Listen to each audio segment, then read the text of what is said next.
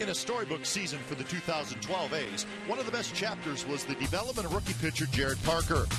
Parker, one of the promising young arms in baseball, came up in late April and showed why he was here to stay. The 24-year-old righty ended up tied for the team lead in wins and enters tonight with a personal best 4-game win streak. Slotted securely in the rotation this season, Parker will look to get the green and gold in the win column for the first time in 2013. It's Game 2, A's Mariners, next.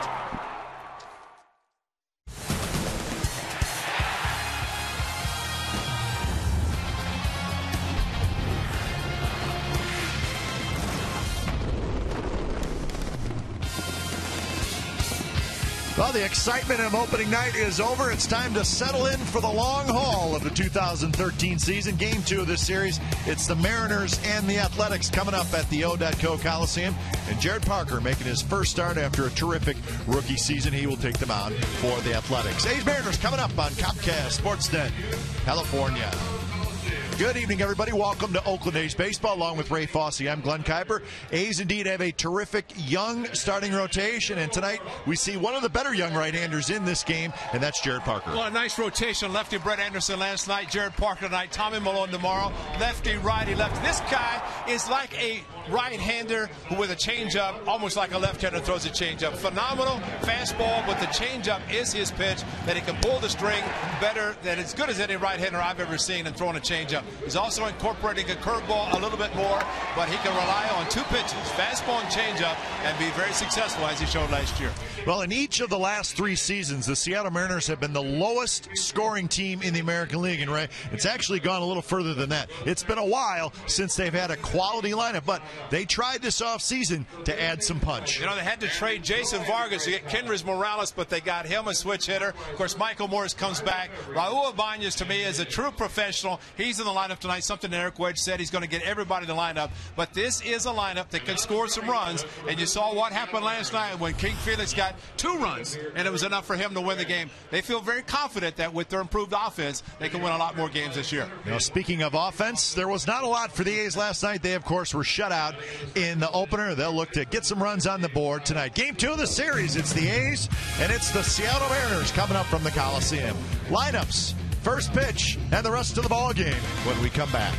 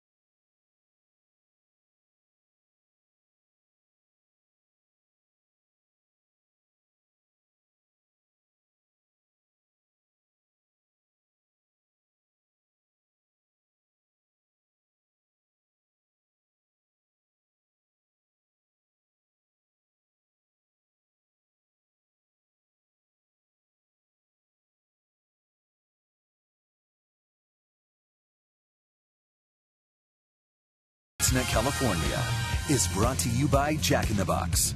Try the new Hot Mess Burger today. It's loaded with spicy jalapenos, onion rings, and gooey pepper jack cheese.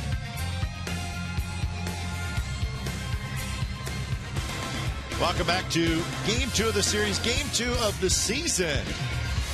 He's trying to settle the score from opening night, where the Mariners beat the Athletics 2-0 last night. So Jared Parker getting himself ready to roll, and he's going to lead the troops out onto the field again. The A's in the all-whites again tonight.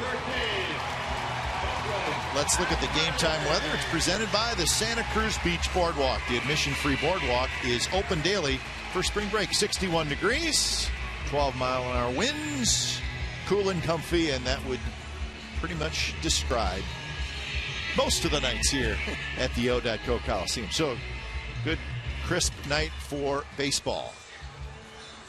So Jared Parker will be making, obviously, his first start of the season, and he will do it against this lineup for the Seattle Mariners. Saunders will lead off tonight. He'll play center field, and Seager at third, Morales the DH, Morrison right, Ibanez in left. So Raul Ibanez, his first start. Smoke at first, Montero will catch again, Ackley at second, Ryan at short.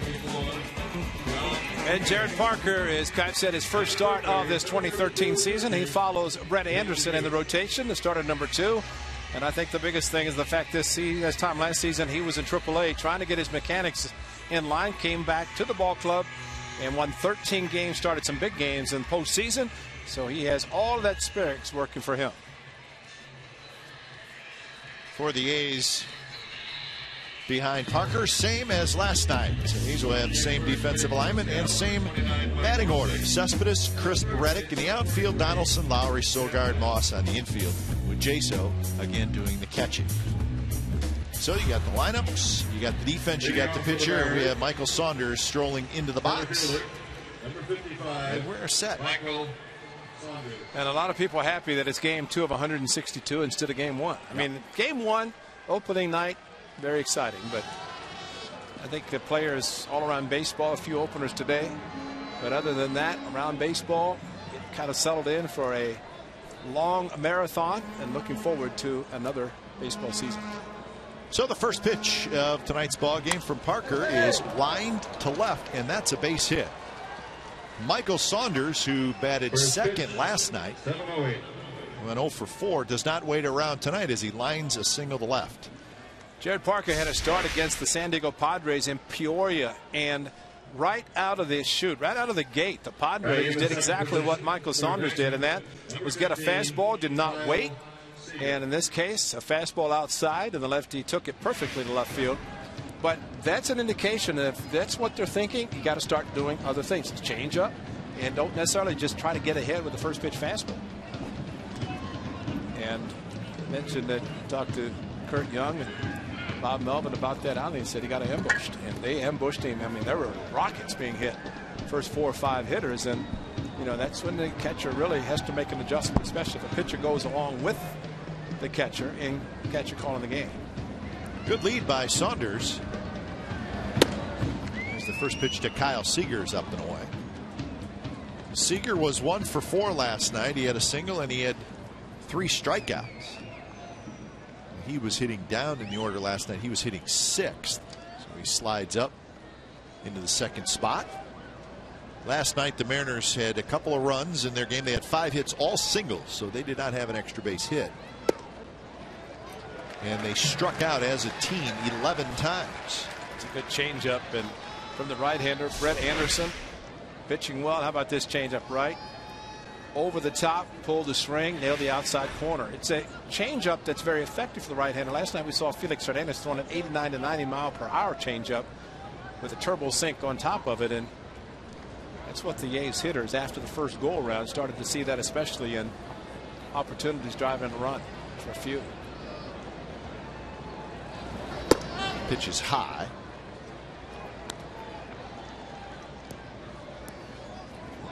A lot of changeups for Jared Parker.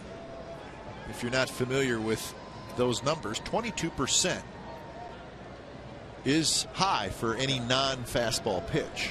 And normally you see the changeup over where the curve is and the percentage. It's usually the curve is the last, but Jared Parker has a great one. And you know, it's a pitch that, as he said, when he was talking to us Saturday, he tries to work on it quickly, so when as soon as he takes the mound, it's working effectively for him. And that's always the key, especially for that type of pitch. And Kurt Young's pitching coach working with him as he did last spring and into the season. Kurt Young back for his second year after 1 year back on the East Coast. Keep an eye on Saunders. He's a big guy, but he's got pretty good speed. That one bounced, and it's going to get past the diving Sogard, and it's going to roll into right field for a base hit. So Parker immediately in trouble here in the first inning with back-to-back singles. The ball was not hit hard, it just found the hole. Well, the difference here is the fact that Sogard playing close to second. He wanted to try to turn a double play, but that closeness to second did not allow him to get quickly enough going into the hole. See, he's playing up on the dirt normally without a runner on base. He's back on the grass, take a different angle, but you just have to get a little bit closer if you're setting up for a double play. Expo brought to you by Cache Creek Casino Resort. Here's Kendrys Morales. Second night as the designated hitter, and he swings at the first pitch, pops it up. Long run for Donaldson, and he is going to reach for it, run into the side wall, and he could not quite come up with it.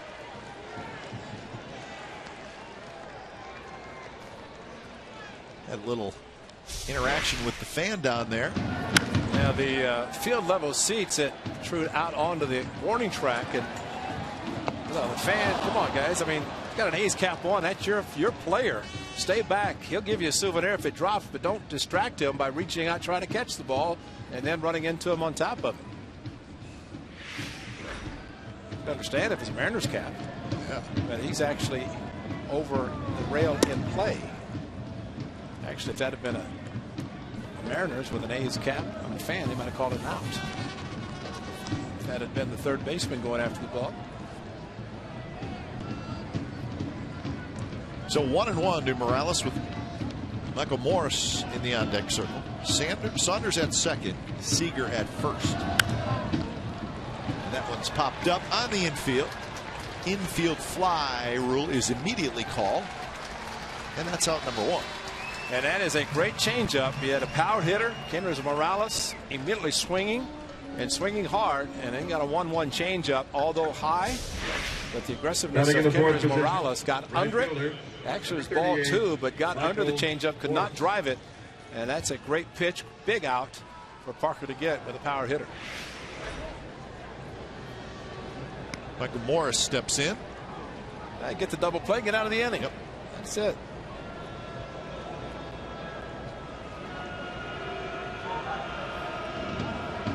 Morse was 1 for 4 in the opener.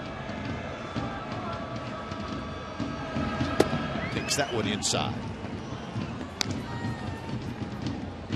Talked about the new guys for the Mariners in our open. Last year the Mariners scored a total of 619 runs. Last in the American League. They were last in 2011 in runs scored. They were last in 2010. The Mariners felt at some point we got to do something. And as you said, right, you had to trade a pretty good pitcher in Vargas. Vargas is scheduled to be a free agent after the season, so they figured if they could get Kendrys Morales, which they did, the Angels, after losing Santana and Dan Herron, could use a starting pitcher. They got one in Jason Vargas. 2-0 pitch runs in on Morris, and he swings and misses. Well, this is an aggressiveness here, and he started thinking he's going to get a fastball. He got it, but almost hit him. And that was a self-defense swing for Michael Morse. Strong, powerful hitter, and he just committed a little bit too quickly. Could have been 3-0 instead of it's 2-1.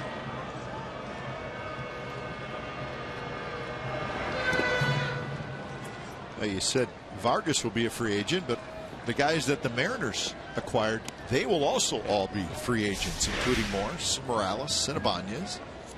Good block by Jaso, going to his knees and actually blocking the ball, kept it in front of him. Yeah, there are a few free agents. Yeah, exactly. So there's different trains of thought on that. Generally, a player in his free agent year certainly motivated.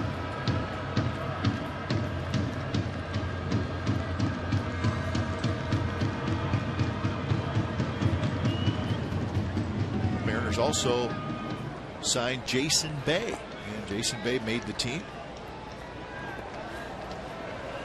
Raul Banya's in the on-deck circle. He's one of the players who did not play last night. Of course, the lefty Brett Anderson started. Bay will be in the lineup, so they really, like the A's, have abundance of outfielders and trying to get playing time for them.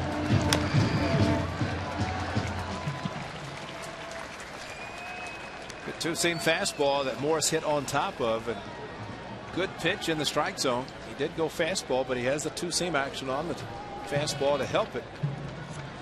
Try to create a ground ball and try to get out of the inning.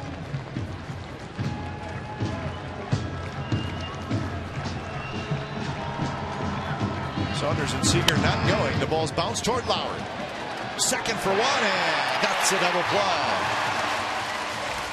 So Parker does his magic, and the Mariners strand one after getting the first two runners on. A's come to bat in the bottom of the first.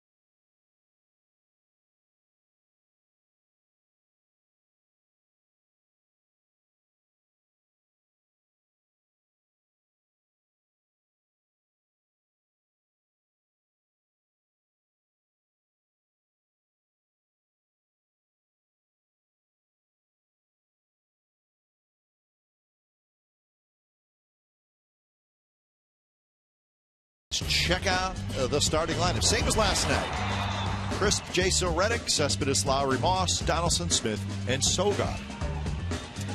Hisashi Iwakuma, the right-hander, and for the Mariners last season, pitched out of the bullpen. Matter of fact, the game in which Kevin Millwood started came in a relief, but he did finish with a record of 9-5 in 16 starts for the Mariners last season. Cespedes with a home run off him, so we'll see if the A's can do offensively tonight after collecting just 3 hits against the Mariners last night.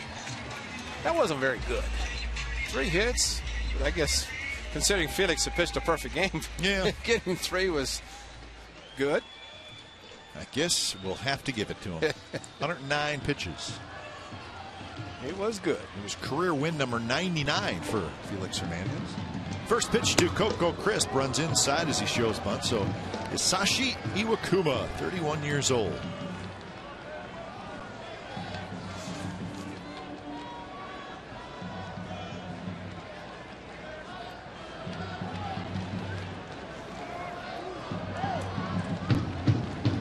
Coco was 0 for 3 last night. He did reach base on a walk. Trying to do it again. God, he just missed the home run last night, his first at bat off of King Felix, and he said after the game, it'd been nice to start the season with leadoff home run. Just got under it a little too much, and the heavy air kept it in the park.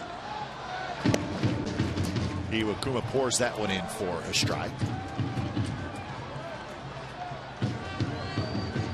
Pretty good story, Hisashi Iwakuma, and the A's are actually part of the Iwakuma story a little bit. That one's drill to right field. Morse going back, still going back, and he caught it. Big fella Michael Morse. Pretty nice catch. 1 out. Well, it's amazing how little things. I mean, this looks like it's going to be extra bases, probably even a triple. But Morse, with his height, great reach, and as long and as far as he could extend, able to come up with the ball. Remember, last night he played left field, so you have a difference in playing both corners the way the ball comes off the bat. But from a left-handed bat, this ball straight over his head and made a very nice catch. Here's Jaso. So the story with Iwakuma, remember, was it 2-3 years ago maybe? The A's won the rights to negotiate with Iwakuma at the highest bid. Then it was up to the A's and Iwakuma to come to terms on a contract, and then he would have pitched for the Athletics. But even though they won the bidding, they never were able to come to terms on a contract. So no money lost. Iwakuma stays in Japan. Well, a couple years later, he signs a 1-year contract with the Mariners going into last year and pitched pretty well for them. So he was not an Athletic, but he was fairly close, probably. Was there an injury after the A's didn't sign him? Something happened when he went back to Japan. Yeah. Was injured a little bit, but bottom line ends up with Seattle. Of course, they also signed Ichiro, Japanese ownership, and signed Ichiro to a long-term contract, or signed him for a lot of years, but agreed to waive his no trade, and now he's a Yankee for 2 more, at least 2 more. 0-1 to Reddick. But Iwakuma signed then a 1-year deal with Seattle. That was for last year. Pitched extremely well, and then in the offseason, the Mariners gave him a 2-year contract with a club option for 2015. So they very much like what they saw from him last year and slotted him right behind Felix Hernandez. So that's the Iwakuma story in regards to the Athletics and how he ended up with the Seattle Mariners.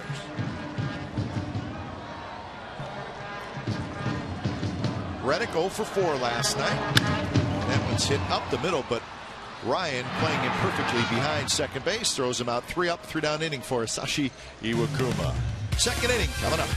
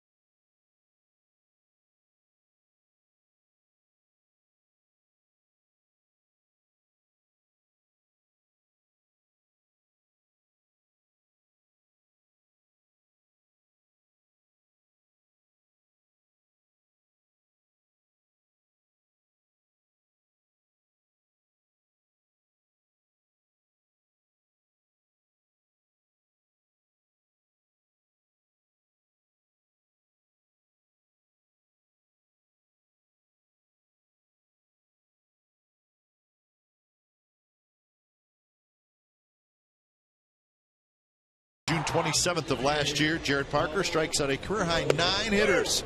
And it happened in Seattle. A's won that game 2-1.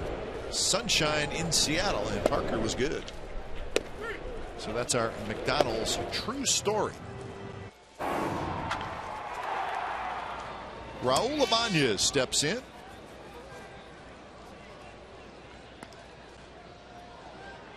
4 walks, 9 strikeouts for Parker on that June 27th afternoon.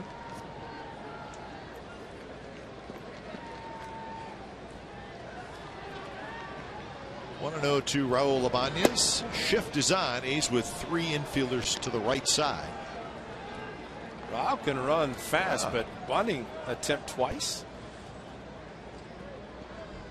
This is Ibanez's 3rd time with the Seattle Mariners. He started his career with Seattle, went to Kansas City, then back to Seattle. And you know, they didn't appreciate him the first time in Seattle. He had to go to Kansas City. Had some great seasons for the Royals, and the Mariners got him back. And there's the quality changeup. Great career for Raul Ibanez. 271 career home runs, 1,883 career hits. Time to pull the string right there.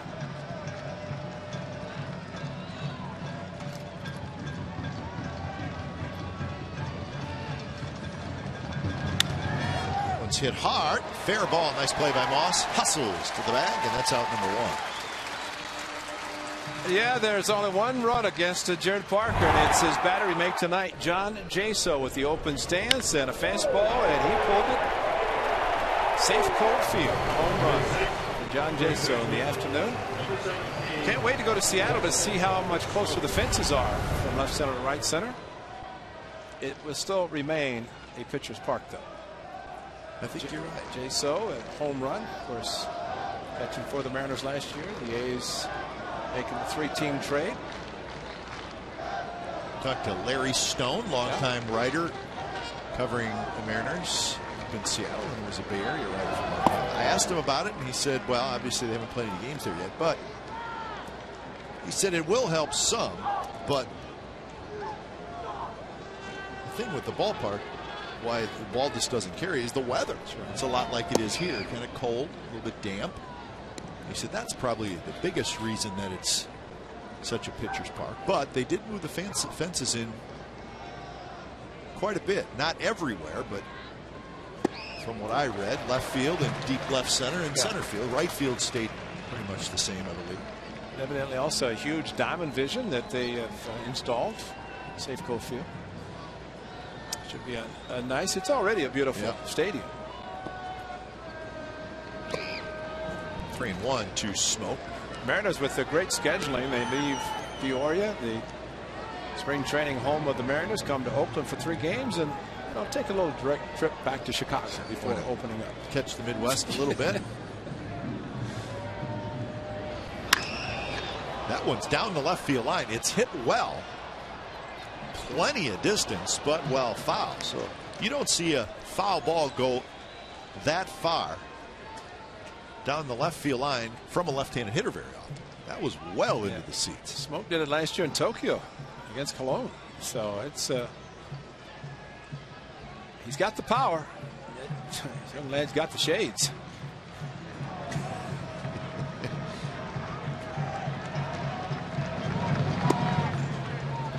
And Smoke gets the walk. Watch what happens. Oh, be careful. Oh, there's a little fella in there. Oh. Batting 7, the catcher, number 63. They don't even get the baseball. Jesus Montero. And Jared Parker just walked Smoke on a 3-2, what looked like a slider. And if you have a good enough changeup to chap a changeup to Parker, if you're going to something off speed, pull the string with a changeup 99 times out of 100, especially in that count. But they opted to go to the slider back door, and it just didn't break. So Smoke aboard with 1 out. Here's Montero, who was 0 for 4 last night.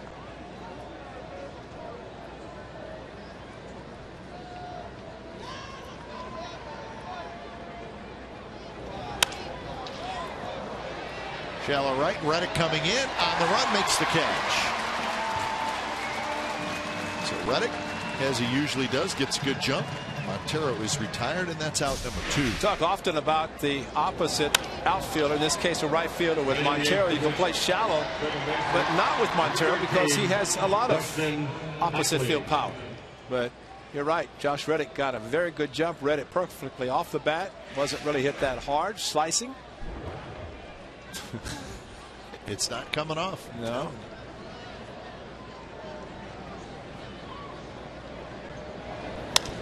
Ackley towards center. Crisp to his left. He's got it. Side. Retire. So we're headed to the bottom of the second. It's a pretty good looking group right there. Where's Fosse's picture? Ladies and gentlemen, it's time for the Pepsi Sports Highlight. You're going to go.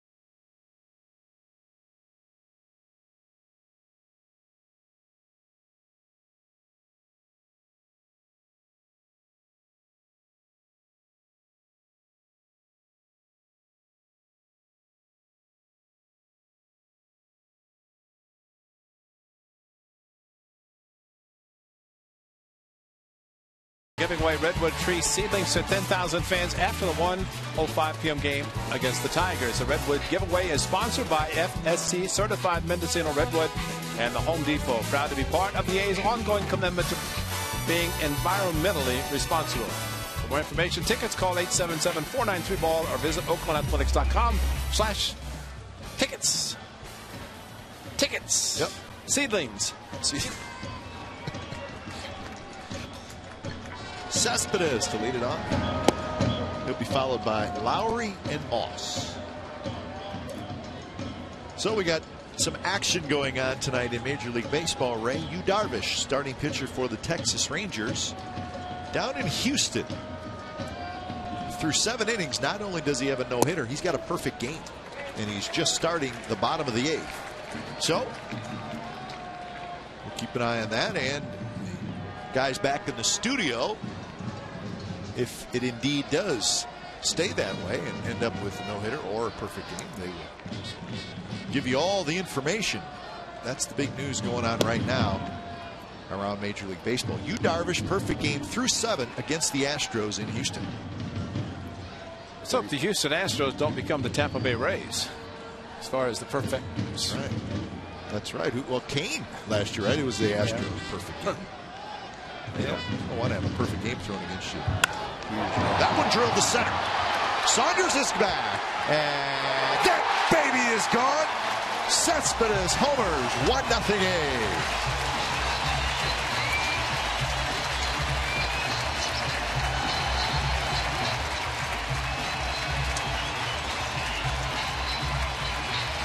How about our great producer? Dillard said, if there's a foul ball, we're going to show Cespedes hitting home run off Iwakuma last season in Seattle. So what does he do tonight? He beats us to it because this ball was a bullet. Hanging slider, got the extension, straightaway center. And there's no park that's going to hold this one in. Line drive, Saunders back, and gone. It's the tunnel celebration. Yeah. Started in spring training because there were so many players. They decided it's easier to do it than everybody individually handshake. So, did you say breaking ball? Yeah. No, he's not supposed to be able to hit those. try to fool him with a slider, hang it, forget it. He extends those strong arms. Iwakuma now facing Jed Lowry, drops a strike on the outside. Talk about getting your first hit, first home run. Well, Cespedes got everything in one swing of the bat.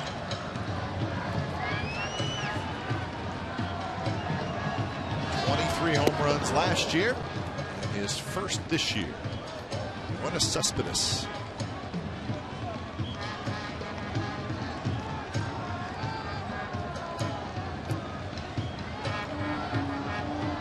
Moss will be next.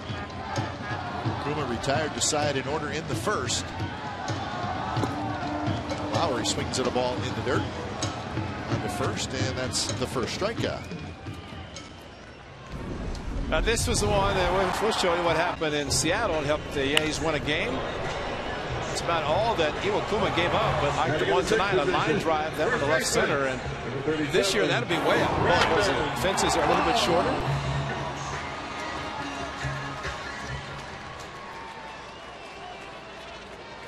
So here's Brandon Moss.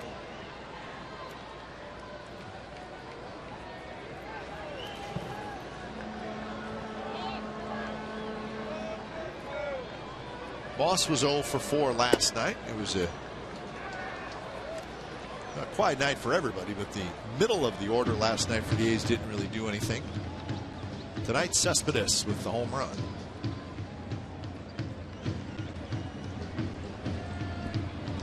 Swing and a miss.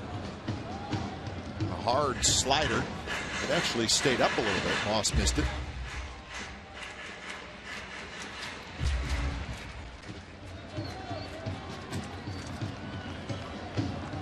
Oh, 0-2 to Moss. Donaldson will be next.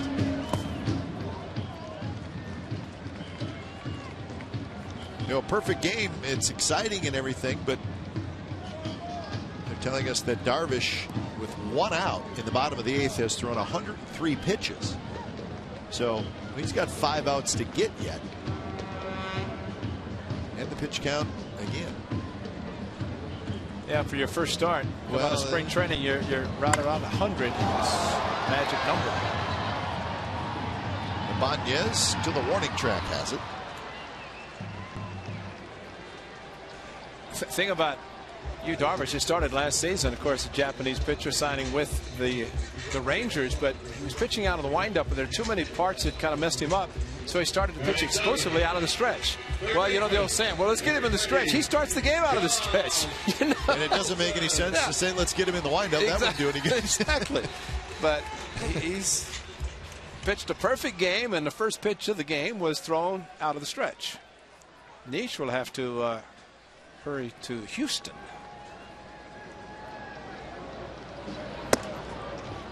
Touch high to Donaldson. 0 for 3 last night. Struck out a couple of times.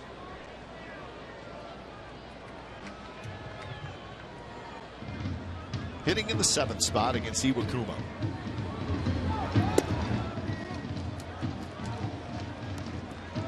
Iwakuma spent 11 years in Japan. So he's 31 years old. Tall and lean, 6'3", 200 pounds.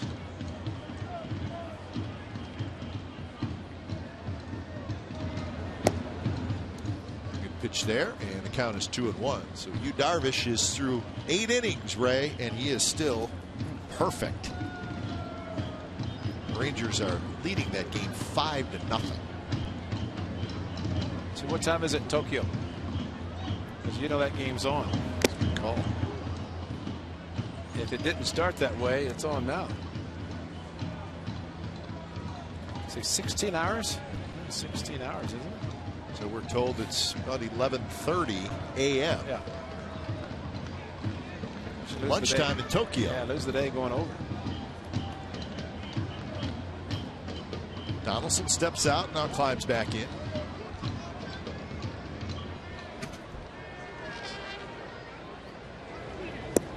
Two pitch. A good curveball and a good take by Donaldson. That's a great take. That's a very tempting pitch to swing at just because it floats in and then the bottom dropped out of it. Otherwise looked like it was a pretty good strike. But good plate discipline by Josh Donaldson. Started ready to swing. Hold up, because all I can All they do is beat it in the ground.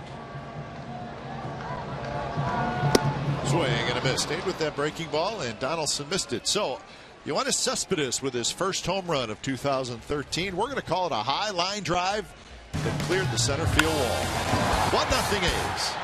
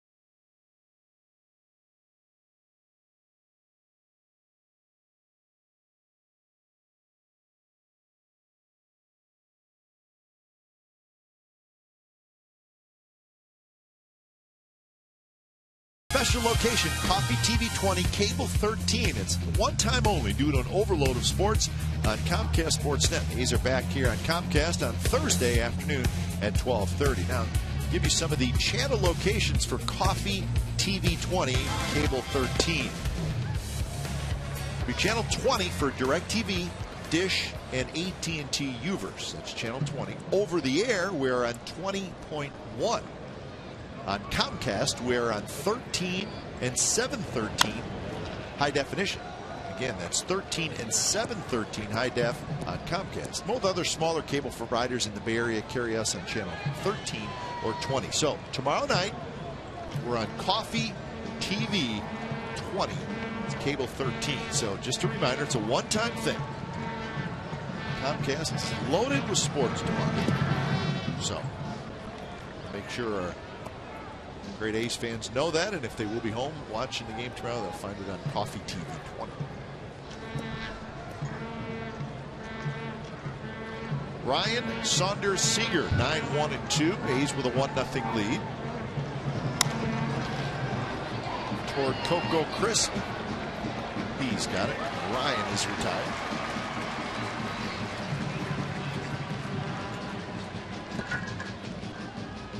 So now to the top of the order, Michael Saunders. Saunders opened up the game. First pitch, he lined a single to left field. Number 55, Michael Saunders. In fact, the Mariners had the first two runners on, nobody out in the first. Parker was able to get a big double play. Well, for a moment there, after Brett Anderson struck out the first four he faced last night, Parker's going to give up hits to the first four, but nice adjustment that he made after the first pitch hitting by Saunders and Seager with a base hit, but then probably the biggest pitch of the game so far, the changeup. 1-1 to Kenrys Morales to pop him up in the double play.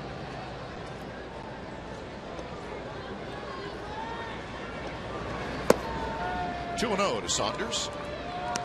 Franklin Gutierrez played center field and batted leadoff last night. Tonight, Saunders in center field. All part of that rotation Ray was talking about, where you got plenty of outfielders and you got some guys that can play outfield and first base. Michael Morse can play first base. So Eric Wedge is going to have to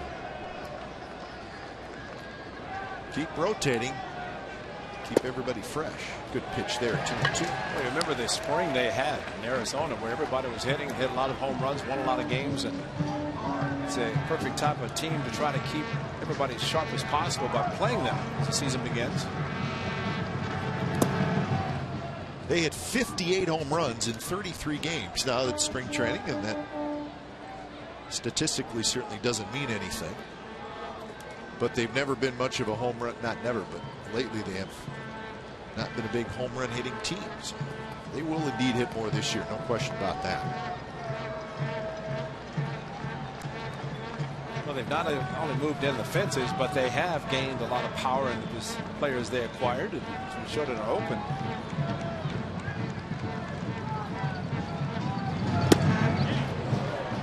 Changeup on 3-2 is high, and Saunders lays off, and he's on base for the second time. So he's doing what he should be doing out of the leadoff spot. Second walk for Parker. Does not have a strikeout yet. Number 15, Kyle Seager. We talk about the first games and trying to get the first hits. Well, for a starting pitcher, in this case, Dan Strady is starter number 5 in the rotation.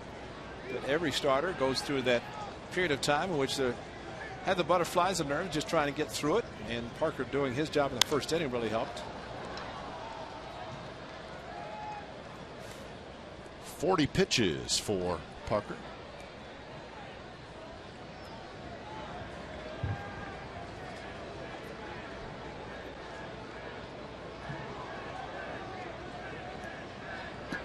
Seager, a long look down. Saunders was 21 for 25 in steal attempts last year. I think so far in this game, Jared Parker has done a very good job of alternating his delivery, and Mike Bromley at first base telling Saunders the time that it's taking Parker to get rid of the ball, it must be pretty quick, because if it was slow, I would think that he would have already been running.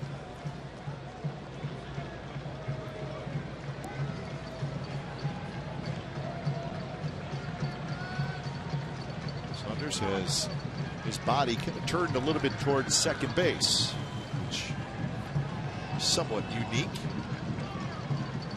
The starter's box. Yep.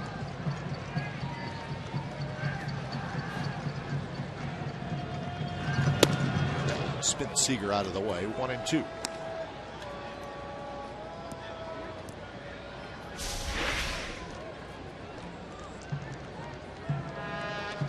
Could never do that. I would just get hit in the shoulder. It's one of the new parts of the game of baseball that turns out to be very good for hitters who are able to start and then turn away from a ball. If it hits them in an area that maybe doesn't hurt as much. They always hurt, but maybe not as much. Runner goes, pitch is high, the throw is way wide. Sogard backing up. So Saunders with the steal. I think Jaso had a very good grip on the baseball, but that's why you have Sogard, the second baseman, backing up, and it's almost like, hey, wait a minute, who's covering? Oh, that's not the right guy, but too bad he couldn't deke him and get Saunders to take off to third and throw him out. So runner in scoring position for Seattle.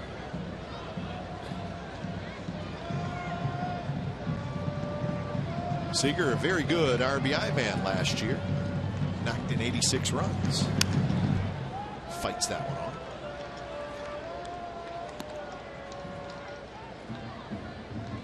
The switch hitting Kendrys Morales will be next.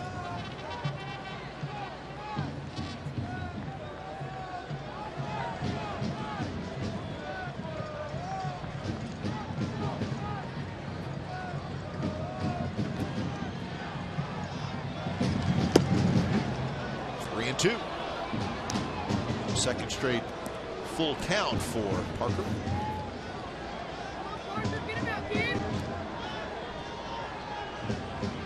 Well, he's trying to use all of his pitches, and he's mainly right now. The changeup was working better in the early part of the game, first and second inning. This inning has kind of left him a little bit. Foul territory, and it's going to be up over top of the A's bullpen.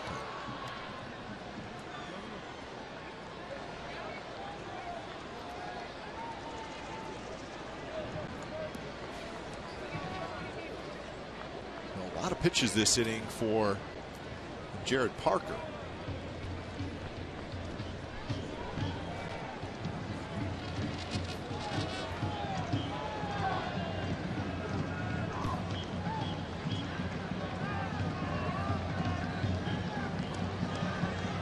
Lowry trying to keep Saunders close, and there's another walk.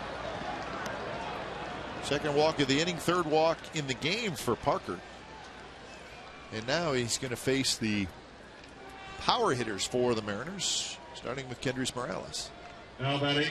Unfortunately, you see the pitches thrown by Jared Parker, and a lot this inning, as Kite mentioned, but he did not get Seager to bite at the changeup. Kind of changed his delivery a little bit on the 3-2 changeup, but maybe a pattern, and where the hitters start to think about a changeup in a count in which it's more of a fastball hitter's count.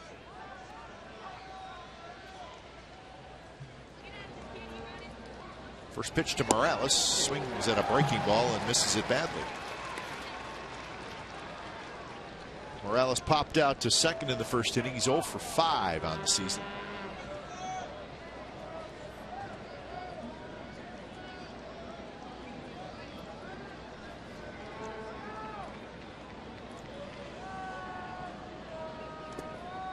Saunders and Seager were on base in the first inning, and they're both on base here in the third. The Mariners trying to tie it up. Morales, a couple of years ago, of course, ended his season jumping on home plate and got a ground ball off the bat of Morse to turn a double play. But I'd like to do the same with this switch hitter at the plate. Lowry in the hole, backhands, throws to second to get the out there. So Lowry, nice backhanded play, a fielder's choice for Morales. Josh Donaldson going to third base, the ball in the hole. Thought maybe Lowry might think about going to third to get that runner because it's closer, but able to throw back across his body. But Donaldson heads up, and maybe that's a play in the future they will try to make because it is a shorter play.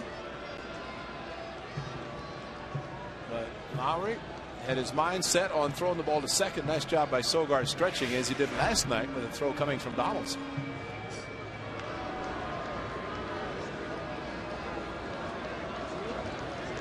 Morse hit into the 6-4-3 double play to end the first inning.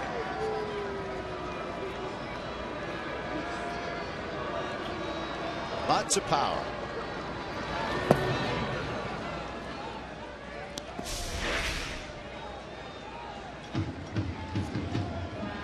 Well, that immediately makes you think of blister, because, correct me if I'm wrong, Ray, but that's the finger you usually get a blister, your middle finger. Well, it's just a matter of how the fingernail is manicured, if it's digging into the skin and causing it. 1-1 the count. And if you're at home, just put a baseball in your hand, and your fingers are almost always going to be touching the seam somehow. And you rub the seam against your finger 100 times in a game, there's going to be some friction there. Yeah, but if you also get pickle juice and soak your fingers, then you won't do that. Good old pickle juice.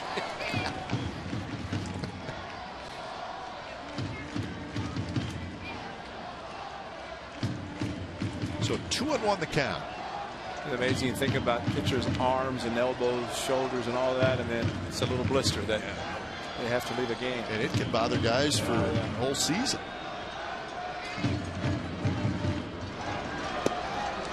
Strike, 2-2. Well, they are going to the bottom of the ninth at Minute Maid Park in Houston. Yu Darvish taking the mound with a perfect game. Great slider, but a pretty good slider to hit, but Morse couldn't pull the trigger, and so count goes to 2-2 thanks to that very good slider.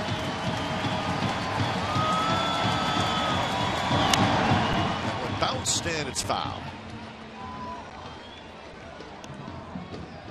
So 55 pitches now for Parker. So a taxing inning so far, but he's got a chance to get out of it.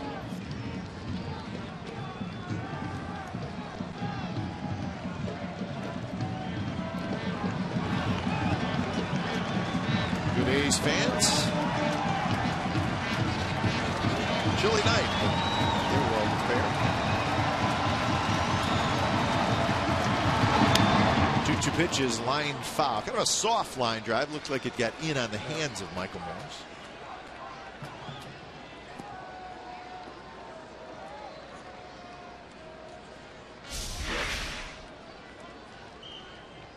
That's a pitch that almost hit him the first at bat on a swing and miss. Looks like the A's want to try to pitch him inside. He's got the bat extended, and a lot of times a power hitter, as we have seen with Cespedes, home run to straightaway center, extends his powerful arms. The ball's going to travel. Get it in there, it's fine. Make sure you don't miss inside. That one's hit to right field. That's hit pretty well. Reddick going back. He's near the wall, and it is gone. Michael Morse goes the other way, a 3-run homer, and the Mariners lead 3-1.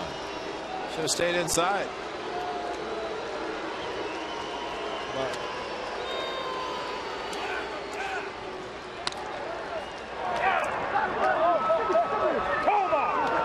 So Reddick made a great effort crashing into the wall, and the ball just got over the fence. Well, there's your answer of why the A's try to pitch him inside, because of the extension going opposite field. And Reddick, great effort, and it was just too much of a line drive. He couldn't get back to it quickly enough to try to bring it back. But the home run is devastating, but there's 2 walks in this inning to put the runners on base that created the mess the A's were in with the pitch to Morse. So Ibanez quickly down 0-2.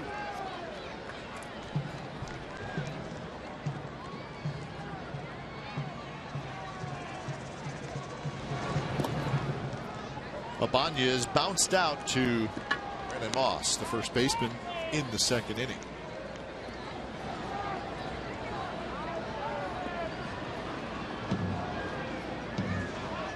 Outfield deep. Shift is on. We talked about it in the open, Ray. We talked about it last night. What the Mariners hope is added power, and it shows here in Game 2 of the season.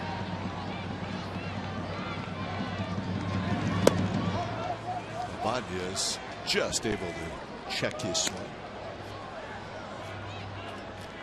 Came into this inning with 29 pitches thrown, and sitting right now at 62.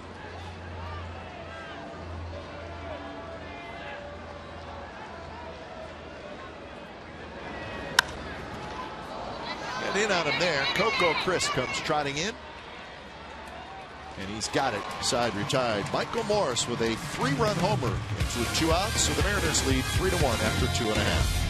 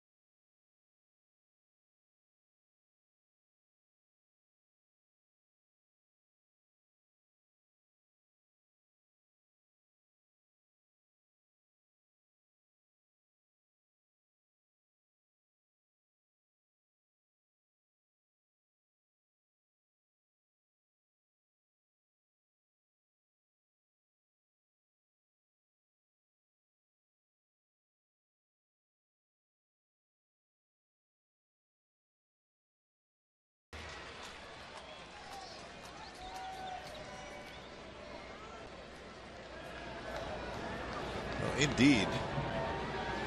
Darvish walked off the mound with a little smile on his face.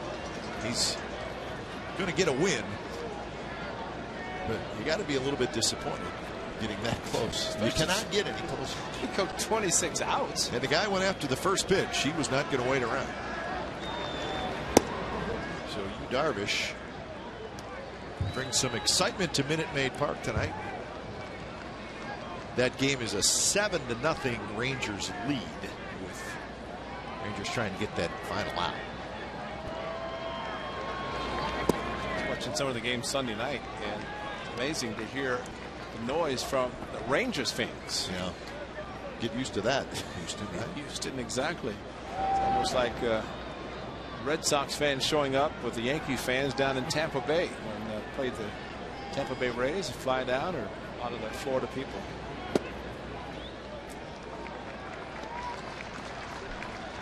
So 3-1 to Seth Smith, followed by Sogard and then Crisp here in the bottom of the third. A Michael Morse 3-run homer. The Mariners lead 3-1. Morris robbed Coco Crisp probably the triple in the first inning. Catch in right field.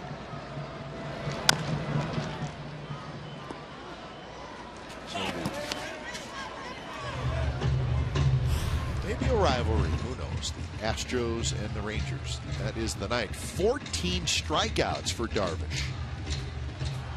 111 pitches. Marwin Gonzalez. You know him? Get your media guy. Oh, yeah. What do you want to know? Little left-handed hitter. Likes to swing early in the count. 3-2 pitch, and it looked like a splitter of some sort, and a good one. Smith strikes out. Well, they definitely didn't challenge him with a four-seam fastball, and it's more of a two-seamer, but it definitely had the job. The effect of a off-speed and a splitter top of a pitch, and there's your difference. That you get a solo home run, and the A's have done nothing else against Iwakuma, and a couple of walks in front of a 3-run home run, and that's always tough on a pitcher on a team. 3-run home run, which the A's had a few last season, but with the runners on base, you get free passes, bring up a power hitter, and you have to worry about exactly what Morse did. Iwakuma started last year as a reliever, and he was a reliever the first half of the season. The Mariners put him in the rotation the first week of July, and he stayed in the rotation for the remainder of the season. And as a starter, he went 8-4, and his ERA was 2.65. So the Mariners were thrilled with that, and they said, you know what, we got a starter for next year. May have made it a little bit easier to trade Jason Barnes. They also have some, what everybody says, some very fine pitching prospects that are getting close to the big leagues. And names that you will start hearing maybe later this year, maybe next year. Well, from what I understand, too, the Mariners were considering trading some of those prospects to get Justin Upton. Remember, he was on the block, and Upton did not waive his no trade, and would not, I guess, Seattle one of the teams he wouldn't go to. Sogard with a hit. Sogard with a turn. He'll scoot back. Ibanez juggled it a little bit. They took it up clean. Yeah, took it off his chest and then didn't know where the ball was. But that's excellent hitting by Eric Sogard. Had a tremendous spring, as well documented. Watch Ibanez just use his body. Where is it? Oh, panic sets in.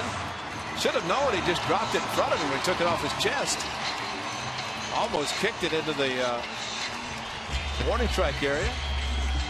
That's right. Now everybody's pointing, which doesn't do any good. But you're trying to help if you got a blue jersey on. Just do the 360 and eventually show up someplace. Yeah, right there it is. You see that Iowa got his familiar number. What a nice guy. Sinker drops slow to Coco Crisp. And you know the fans in Seattle, when Ibanez makes his 2013 debut in Seattle. Ooh, big favorite. Yeah. He's a favorite all across baseball.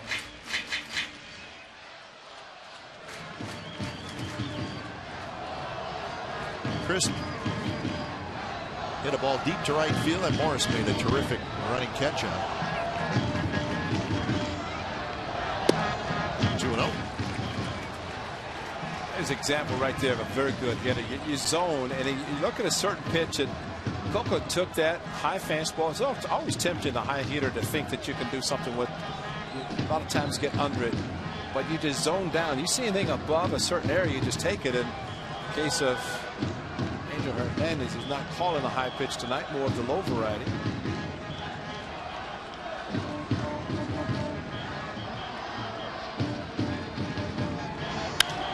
Coco rips this one right center, but Saunders back. He's under it, and he makes the catch. So Coco hit that one well. So he's hit a couple balls well tonight, but nothing to show for it. This was the ball he hit in the first inning, and it had some jump on it. Well, that's just all upper body, but Morse, with his height and his reach, able to bring it in, and probably thinking at that point, he said, I'm going to have a pretty good night. I think he has already. So 2 outs now for Jaso. Coco looking for that first hit of 2013. That ball just tailing away, and Iwakuma against the left-handers, the ball tails away just enough that it does not allow them to really hit it in the sweet part of the bat.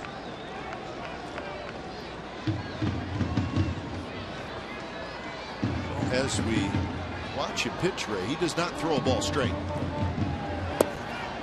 And it generally has downward movement, which is a good thing.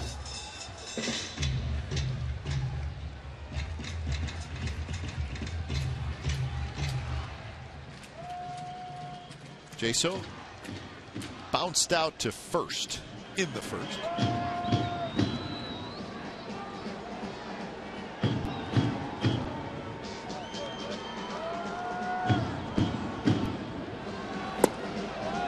Drops low, 89 miles an hour with sinking action.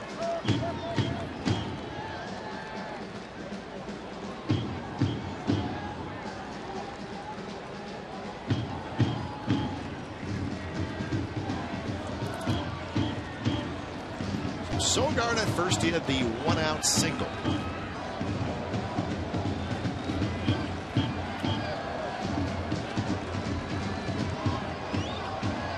Had a decent lead at first, but not going anywhere.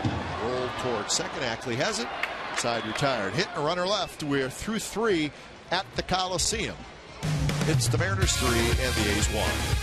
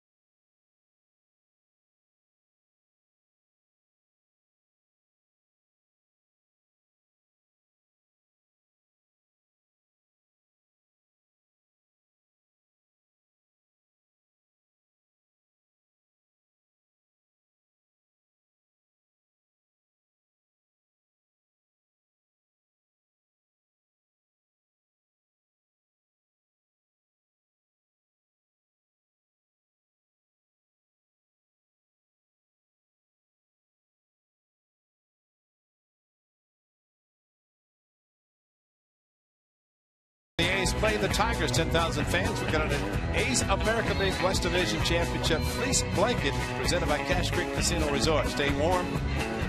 And all I'm cold tonight? You need a blanket tonight. Stay warm at A's games all season long with this great commemorative blanket. For more information and tickets, Kite, call 877-493-BALL or visit OaklandAthletics.com/tickets. That will be a very good item, a warm item to have everybody come out. I mean, that's probably a sellout of people coming to get their blanket so they can wear them on nights like tonight. That's right. Another giveaway that needs to be done early in the year, so you can use it. That's right. Use it. Smoke, Montero, Ackley for the Mariners here in the top of the 4th inning.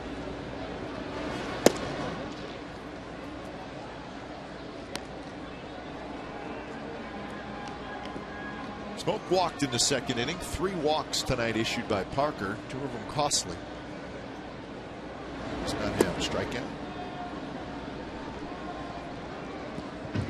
A lot of talk last year about Jared Parker and his innings total, which certainly didn't seem to bother him at all.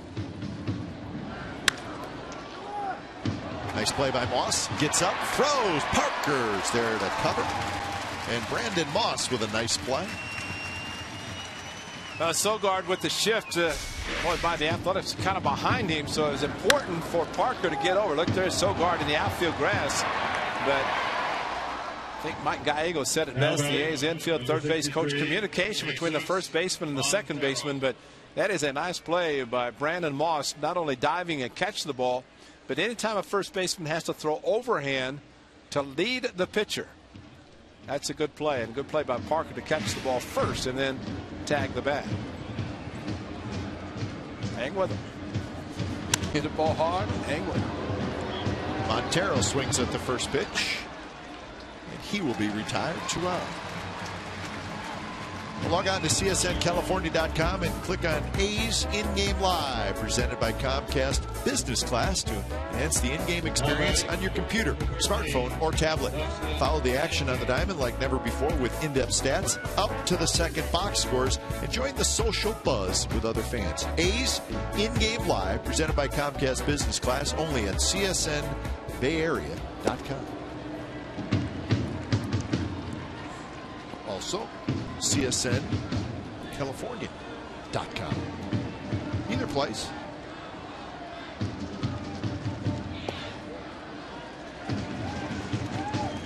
Well, after throwing 34 pitches in the 3rd inning, getting his pitch count up, Jared Parker has been much better in this half inning and just trying to get the 3rd out quickly, get back in the dugout.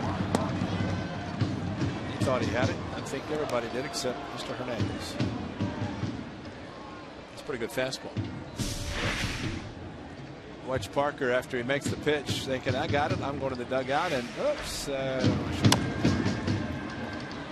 rolled foul. But you make that kind of pitch, you want to get the call, especially if your pitch count is up, and now you have to extend the at bat, which means additional pitches thrown.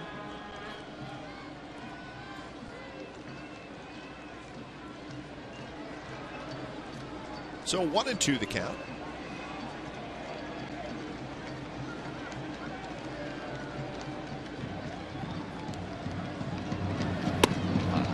So in 2011, Parker in Double-A and a short time in the big leagues threw 136 innings total.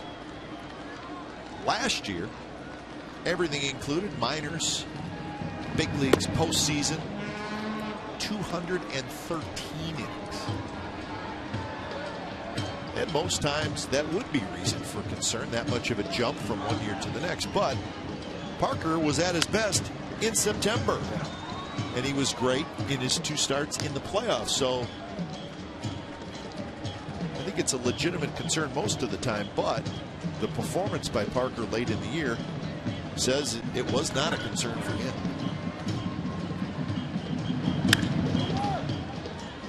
Sogard from his knees and side retired. 3 up, 3 down inning with a couple of nice defensive plays. Reddick to lead it off. 3-1 Seattle.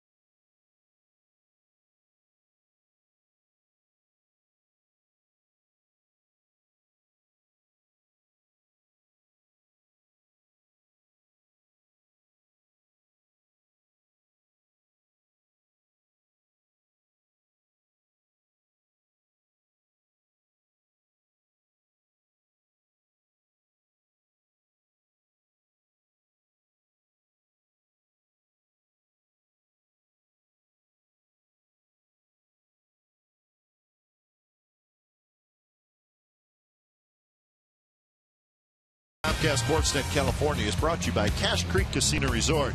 Cache Creek is giving away 16 cars guaranteed. Visit cachecreek.com for information.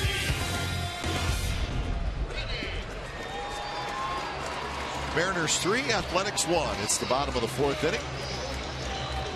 Part of the order for the A's: Reddick, Cespedes, and then Lowry. Reddick grounded out to short to end the 1st inning.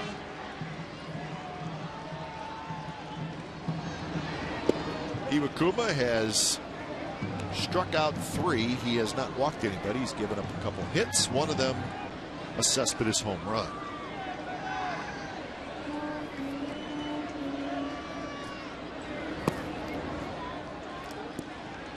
So 1-1, Josh.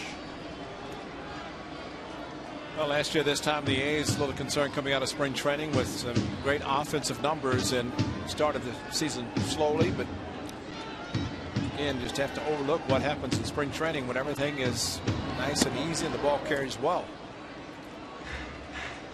This is that's a nice portrait in the outfield. I mean, that was very well done, and then volley to our left, and that's Coco crisp, but that's pretty artistic, especially of Josh Reddick. Josh will sign that to Smithsonian or something.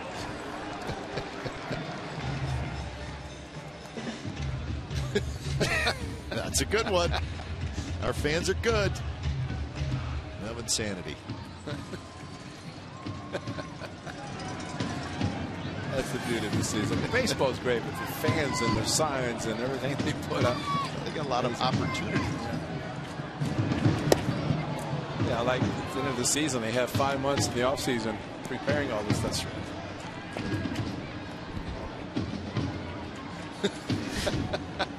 That was Brett last night as he was ready for the game, making sure his eyes are nice and wide open, ready to perform.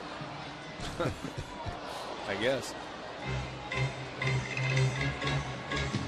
It's a good battle here between Iwakuma and Reddick.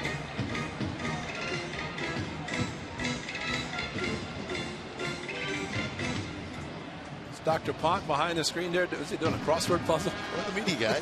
I'll probably read the media guy. Let's hope that's what he's doing.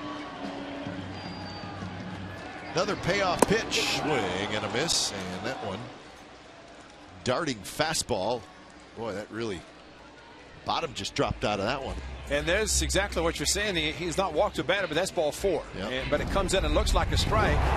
But here's a slider that stayed up to Yoenis Cespedes and crushed it to straightaway center. I think Iwakuma thought it was going to be off the wall, but it continued to carry. And for Cespedes, his first home run. Last season, Cespedes' first 3 home runs came against these Mariners. One in Tokyo and the first 2 games back in Oakland to resume the start of the season. Vargas and Delabar.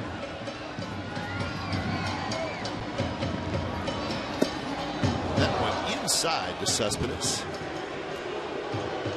Overall, Cespedes hit 6 home runs against the Mariners last year. He thought the ball came close to his right elbow and fortunately did not hit him. That breaking ball, a much bigger curve than the slider that he hit out. 23 home runs last season. The American League Western Division had a total of 12. And half of those against the Mariners you mentioned, the Angels and Rangers. The other 2 teams now, Houston joins the American League, the American League West. Fastball, swing and a miss, 1-2. Throw him a slider. I know. One that kind of hangs a little bit. That sharp breaker away. Should come back with another fastball. He did, and Cespedes swings and misses. So back-to-back strikeouts, Reddick and Cespedes for Iwakuma. He's got 5 in the game. Cespedes kind of showed when he missed the previous fastball and after he hit the slider for a home run. In a sense, why would you let him speed up his bat by throwing off speed? He's trying to hit the fastball in a good one, especially up in the zone. A four-seamer that did not have the similar movement that Reddick struck out 3-2. So Lowry steps in. You'd like to see hitters talking on the bench and talking about a game, but you don't like to see them talking and shaking their heads because that's not a good sign. And all 5 of Iwakuma's strikeouts have been swinging. Yeah.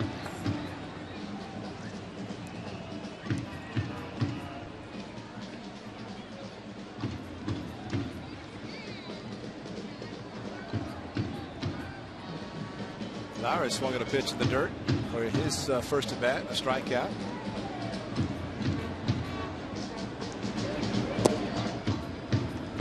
One and one to count to Lowry.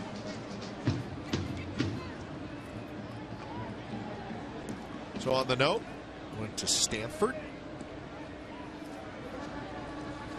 Years with the Red Sox. Last year with Houston, where he hit 16 home runs. I remember seeing the guys at MLB Network talking about Lowry early in the year, and he had a lot of home runs. And then injuries got him a little bit. That one's hit well to center.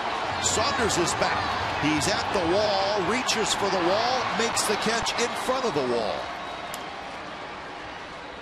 Daytime? Maybe. Nighttime in April? I don't think so.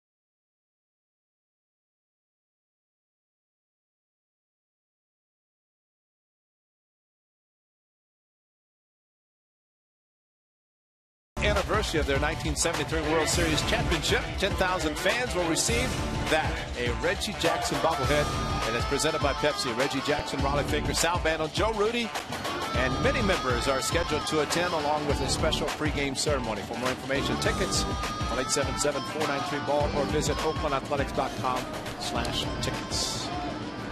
3 consecutive championships, 72, 3, and 4, honoring the 73 championship this season. Brendan Ryan to lead it off, fouls the first pitch straight back.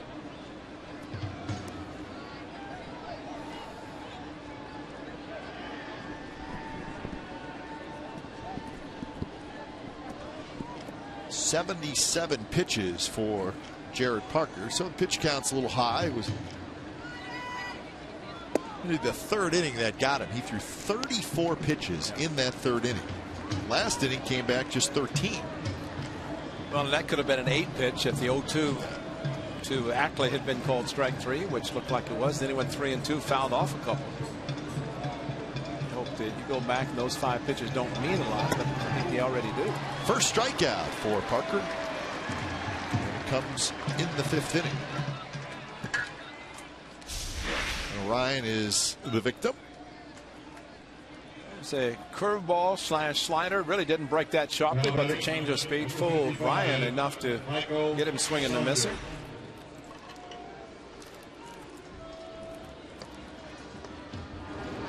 Now to the top of the order, Michael Saunders. Single, a walk, stolen base, and a run scored for Saunders. So he has done his part in the leadoff spot.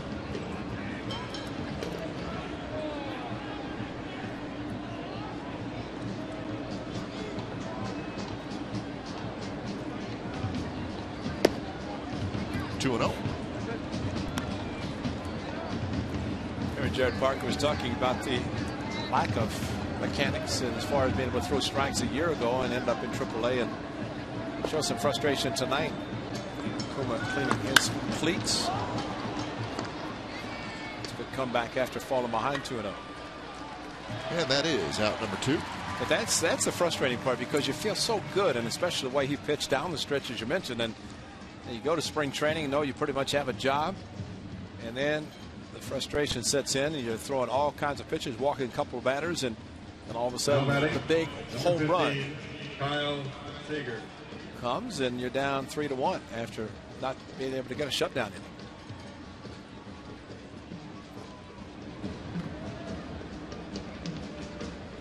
Six in a row retired by Parker after the Morse home run. He faces Seager. Seager has also been on base twice tonight, a single and a walk.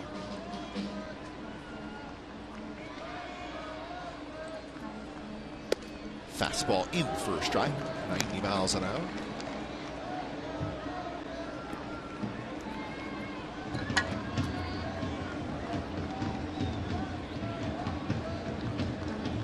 So Seager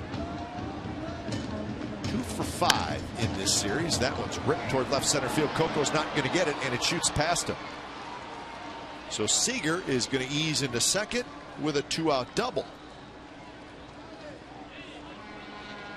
So he took a fastball for a strike, outer half, and then got another one and did what you're supposed to do with it. Ball was tailing away from him and slicing away from Coco, so he couldn't get to it. And that's the way the ball comes off the bat. You mentioned Morse played left last night, right tonight, and that's what happens with the ball slicing.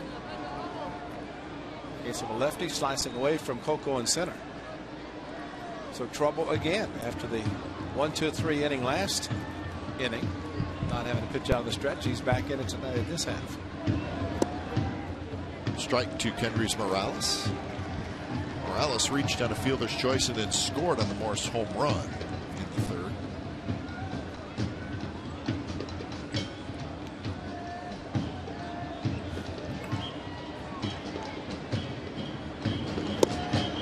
There's the changeup and a good one.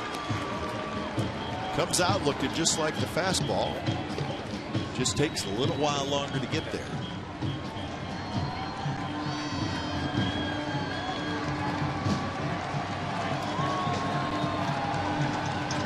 Who pitched last night gets up. We talked to Parker during the exhibition game on Saturday, and he said the key for my changeup is I have to throw it just like I'm throwing my fastball. Right. And just let the way you're holding it take over. But it really is all about the grip, and you have the delivery that looks like a fastball. That's why hitters swing and miss. So if it looks like a fastball and it's thrown like a fastball, there's your deception. Well, the more fingers you put on a baseball, the slower it comes out of your hand, and slower the velocity. That's why they say the 2 fingers, the 2-seam, 4-seam. It's got to get the max 3, 4. So the change is throw with your middle, ring, and pinky finger. You're not going to get a lot on it. Forming a circle with your index and thumb.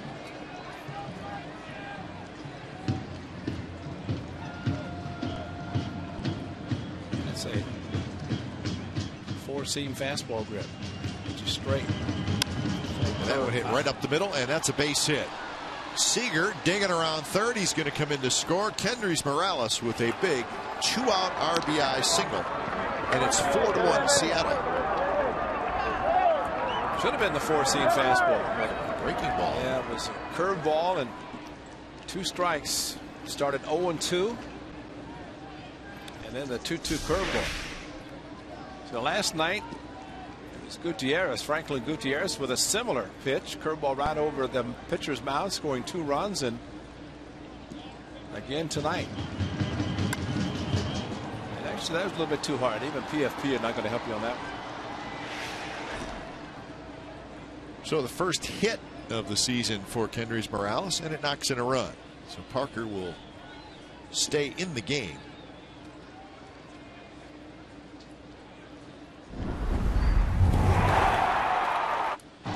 Fastball away, and Morse got to extend his arms, and I think he knew it was gone when he hit it. As he took his time out of the box, flipped the bat.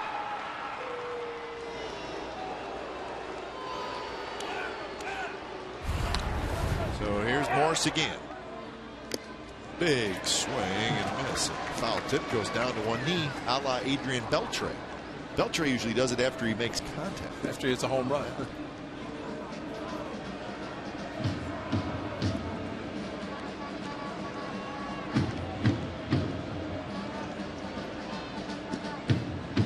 Morales very slow. He will not go anywhere from first unless the ball is put in play.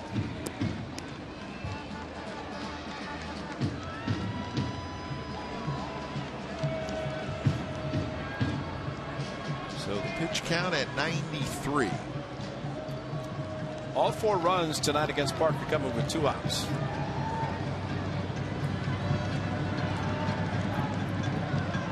Setting up inside. And that generally makes it a little bit more frustrating for everybody.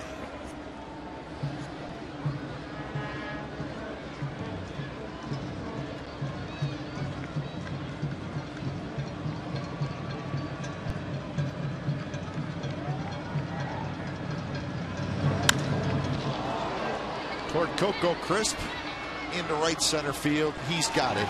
Side retired. Kendrys Morales, a 2-out RBI hit. Bottom of the 5th, coming up 4-1 Mariners.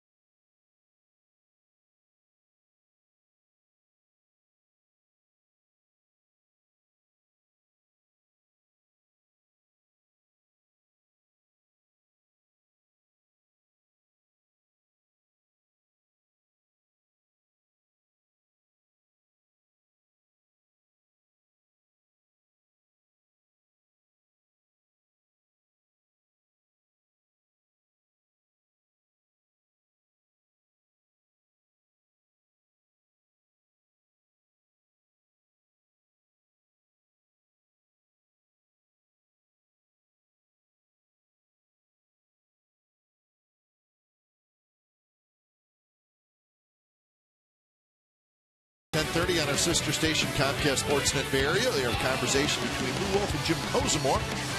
Nnamdi Asomugha is a 49er of that former Cal great. One-on-one with new Raider quarterback Matt Flynn. So Carson Palmer out, Matt Flynn in. David Feldman and Ahmed Fareed will host. So lots of activity going on. As always, around the Bay Area. Professional sports, college sports, anything you want. He's now trailing 4-1. It's the bottom of the 5th inning.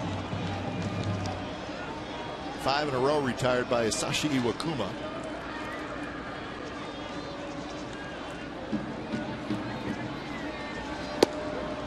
And that one bends back in there for a strike. 1-1 the count. Moss hit a fly ball to left field. Second inning.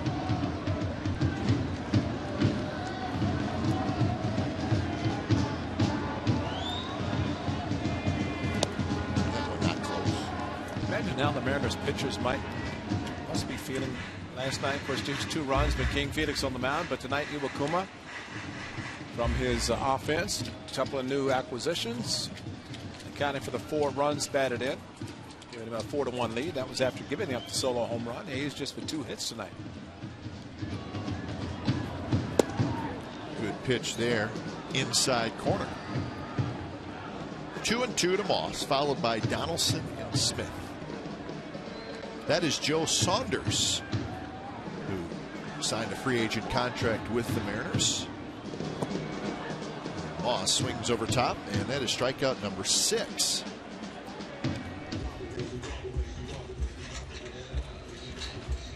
The longer you go without getting the first knock, the more frustrating it becomes. That's a pitch that you normally don't see Brandon Moss swinging at. Slider in the dirt.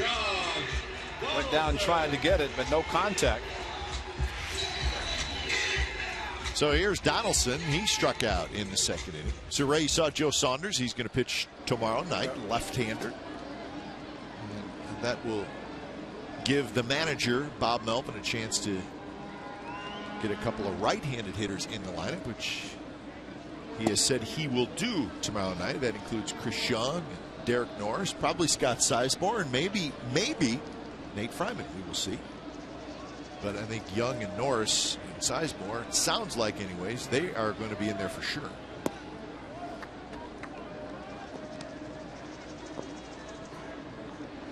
Maybe a right-hander the Mariners will throw on Thursday afternoon. It's a rookie, Brandon Maurer. Not Brandon Morrow, Brandon Maurer.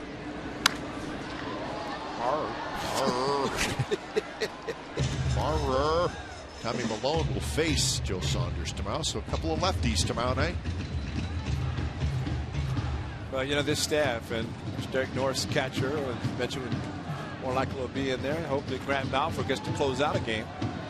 But the A staff, really, and you start thinking, and you don't want to think too far in advance about possible losing streak, but the importance of a good staff is to have somebody pitch and beat the stopper and avoid any lengthy losing streak. That's why the last couple of years of A's have had 9-game losing streaks. You just don't expect it with the starters on the staff. Go through some of those stretches, and I'd like to have somebody that says, today's my day, forget it, I'm going to win. Another reminder, tomorrow night's game will start at 7 o'clock, and we will be on Coffee TV 20. It's channel 13, and it's a whole bunch of different channels around the Bay Area. So check your local cable company. Find out where Coffee 20 is. And that's where our ball game bounced over the mound. Ackley has it, and that's out number 2.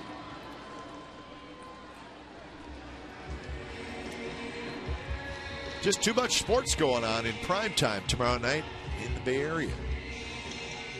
Sharks are playing, Warriors are playing, Giants are playing, A's are playing, Sacramento Kings are playing, and all those games starting right around the same time. In fact, the Warriors will be playing right next door. Get here early, get your parking spot. Nishak and Blevins throwing. Parker's finished his pitch count in the mid-90s, and probably do not want to send him back out and extend that. It's going to be a frustrating night for Jared Parker, especially when he looks at the runs that he gave up and the situations. But it is only start number 1. 3 walks have hurt him, 2 of those scoring.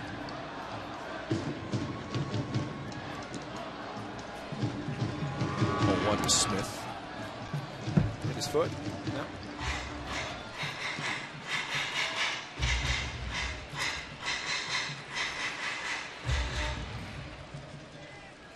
Almost hit his foot. Watch the back foot.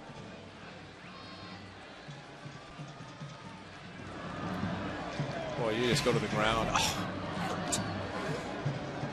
Can't look at the baseball and see white polish on it. It's true. Easy play for Ackley, and that is 8 in a row retired by Hisashi Iwakuma. 4-1 Mariners.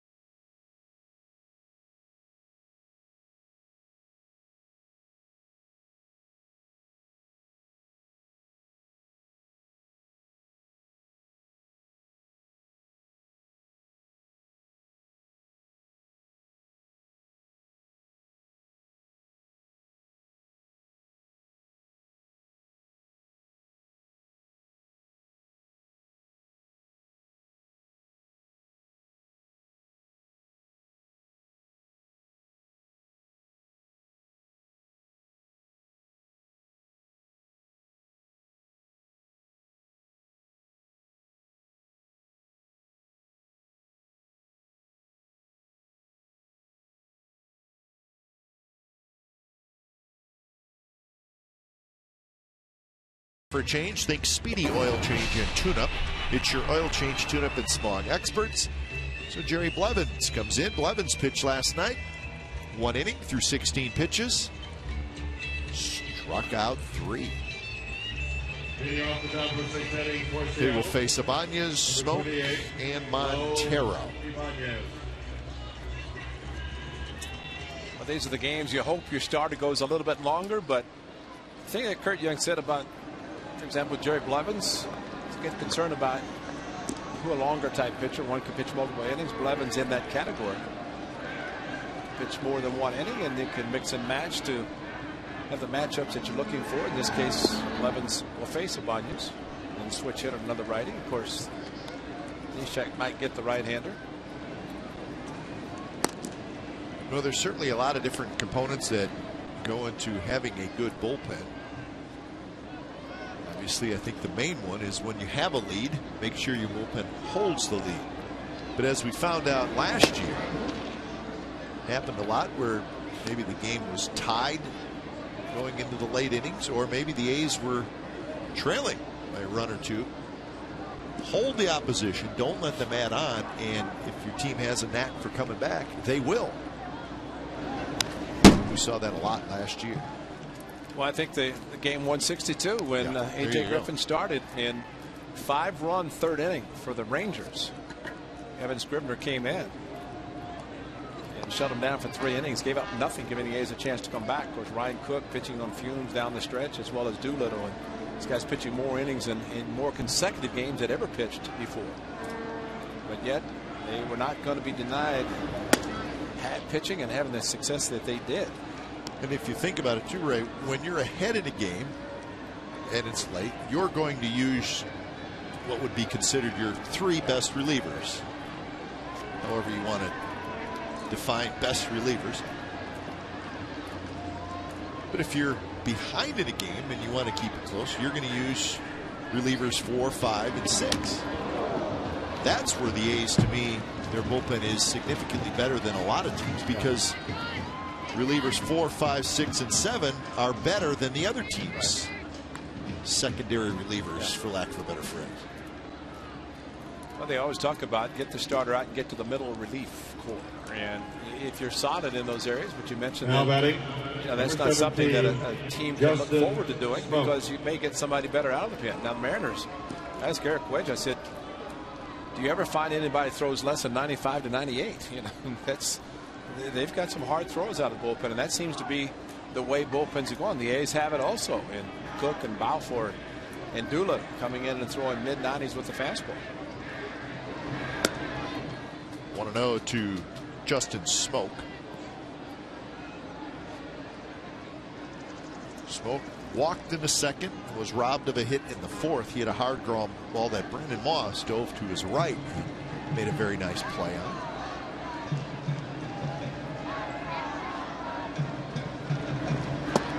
Good changeup, and Smoke swings over top. A good call after a fastball that missed, forced him down in the zone, forced him to follow through, and any sort of off-speed pitch will do that. Curveball happens to make a pitcher follow through a little bit more. Changeup did at that time from Levens. Back with another one. Throw him another one. Oh, what do you think, Greg? Oh, I'd do it in a heartbeat. I knew you would. I knew you would. There's no way Smokes. Look at this. There's the second changeup, and he said he's not going to do it again. Pull the string and throw it even lower.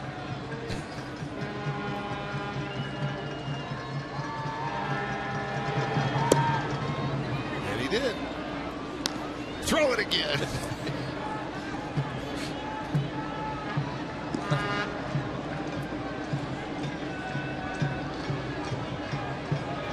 That's talent. You know how talented that is? If you drop it, That's right. It's a balk.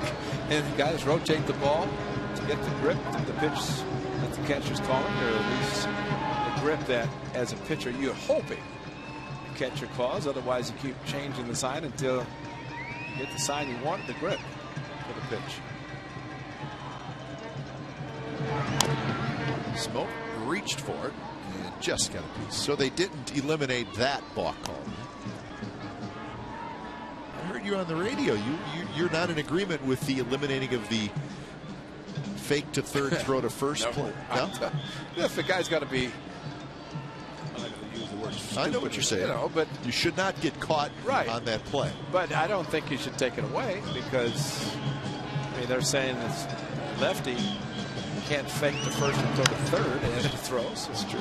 It's strictly a right-hander's move. Right. And Jared Weaver got caught in spring training. That's right, he did. Yeah. I was watching that game. It was on TV. Fake and all the umpires, it's almost like they were so excited to call it, as it was the first time that they were going to call a balk on that play.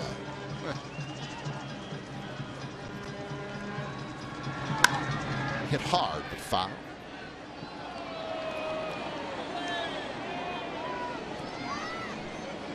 So 2-2 the count to Smoke, with the right-handed hitting Jesus Montero in the on-deck circle.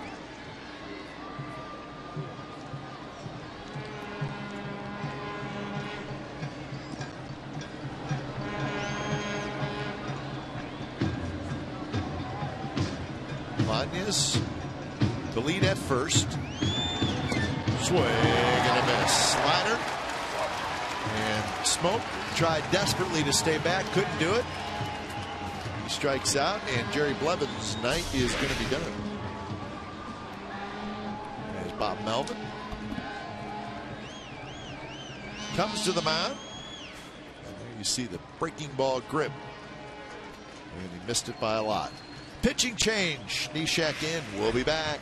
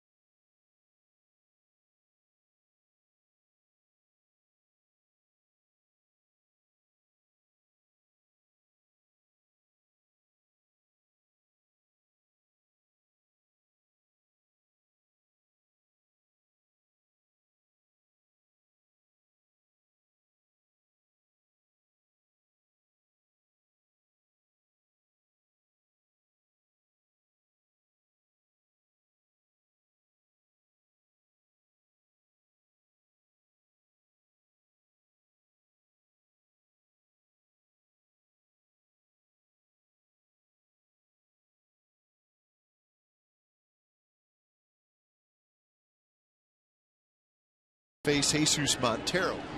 Runner at first, 1 out. So Bob Melvin wanted the righty on righty, and Neshek tough against right-handed pitchers. Right-handed hitters, I should say. Last year they hit 094 against him.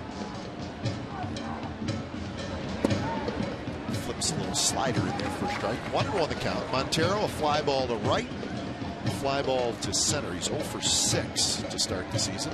Yeah, Neshek is watching the follow through. Watch his right hand in the follow through it. And it twirls it toward the sky. Now he changed it up a little bit.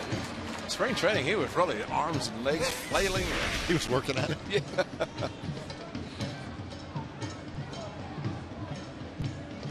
He usually raises that right arm a little bit. Oh, he'll do it. Can't help it. Bounced in the hole, and that's going to get through. That slider just kind of stayed up there and floated right into the hit me zone. So not where Neshek wanted it, especially ahead of the count. Montero has his first hit for 2013. He's got to get the little flip up because that's a hanger. Whoa, big time hanger. Kind of came up and stayed right in the hitting zone. And those little things right there, the 5.5 hole finding left field area. Cook starts to throw.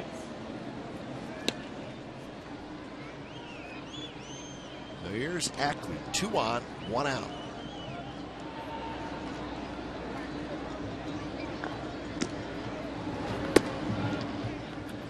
And Bob Melvin may not mind using a handful of pitchers tonight if you think about it.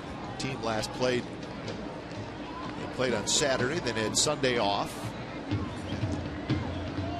Just Blevins and Resop pitched last night. So if a guy doesn't get in tonight, well, now he's going on 3 days without pitching.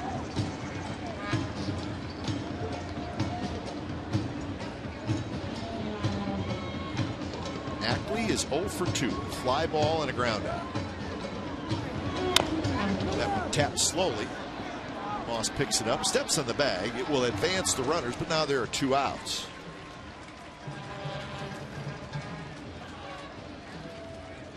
So Ackley, 0 for 3. He will sit down. 0 for 6 now on the season. I think he'd like to go back to 2011. Change his number. Brendan Ryan. Tough to figure out. So here's Brendan Ryan. Ryan had a nice game offensively and defensively last night. Tonight, a fly ball and a strikeout. The 9th place hitter.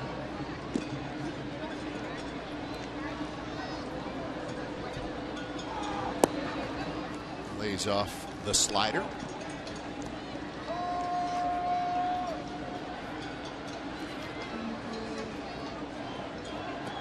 Runner at second is Jesus Montero. He does not have a whole lot of speed. Well, this is a big out to get without allowing a couple more runs to score. It looks like the A's are going to get out of it. Sogard has it. Side retired. Mariners strand 2. Bottom of the 6th coming up. Still 4-1 Mariners.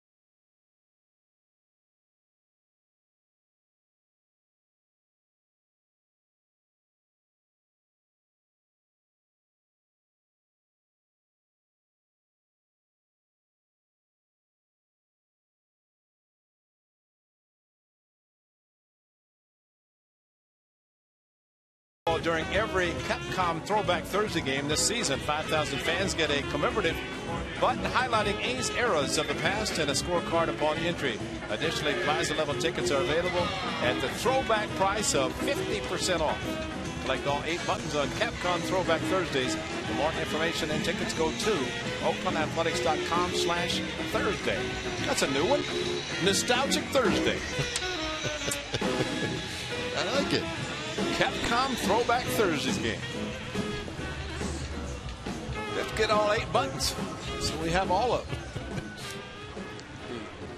46 years, huh? A's baseball in Oakland. How about that, huh? Plenty of nostalgia there. A whole bunch of nostalgia. That's right. Year number 46.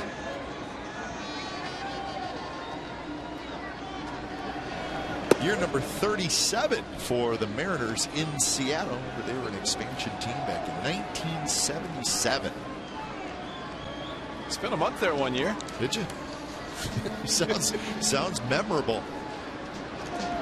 There the first year in September, really? 77. And yeah, at the old Kingdome, and wake up and it's pouring down rain. You go, oh, rain up, we're indoors. Never a rain out at the Kingdome. Actually, in Safeco Field either. Sogard flips one foul. And you notice the football stadium in Seattle, they don't care about putting a roof there because it rains in football. Who cares? Fans love that. I remember the Mariners joined Major League Baseball with the Toronto Blue Jays in 1977.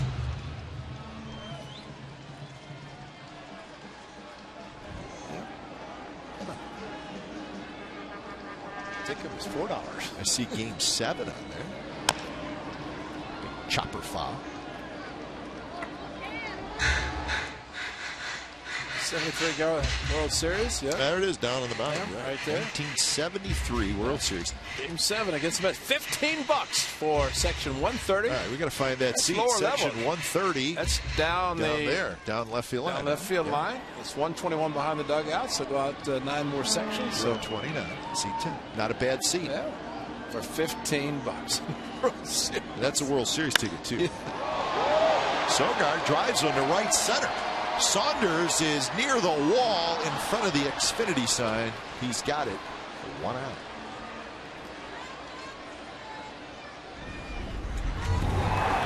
Well, this was the pregame ceremonies last night, opening night. It's always great. A's brought 15 fans down on the field to participate in the opening ceremonies. Kind of a season ticket holder threw out the first pitch. A couple of fans pulled down, covering left field line for the NL West champion banner. And the theme was the relationship between the A's players and the fans, which was so great last year. And they wanted the fans to be part of all the ceremonies last night. So nice, good idea, nice gesture by the Athletics.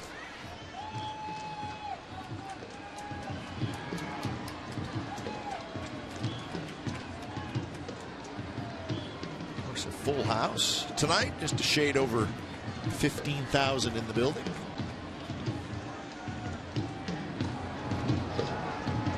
That game tomorrow, day game Thursday, and then the A's will head to Houston for the weekend.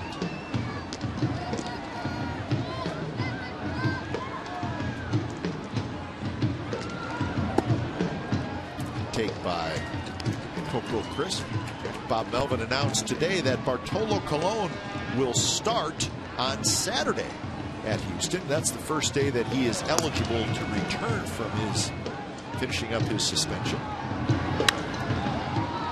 Coco skies one toward the shortstop, Brendan Ryan.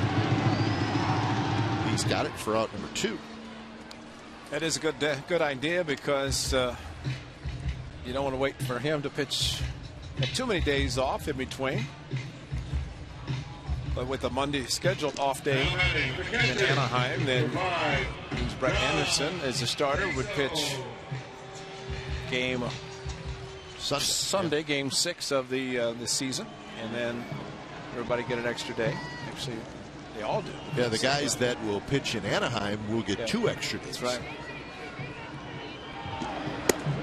So Straley Friday, Cologne Saturday, and then Anderson on Sunday for the A's in Houston.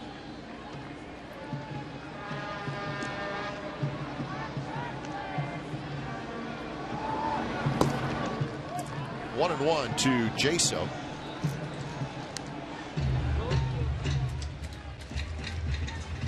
Right now, the problem for the A's, Hisashi Iwakuma, he's retired 10 in a row. Sogard had a hit in the 3rd inning with 1 out, and that's the last hit and the last base run.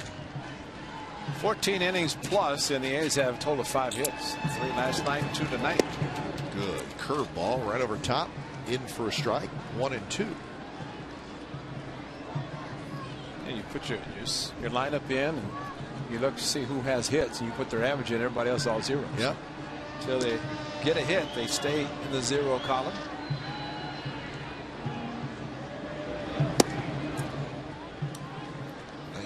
Miles an hour. So Iwakuma really has not lost much velocity. That's been about where he's at with his fastball. He's thrown 85 pitches. Well, got away in left field. That's what Montero, catcher, noticed and let Hernandez know.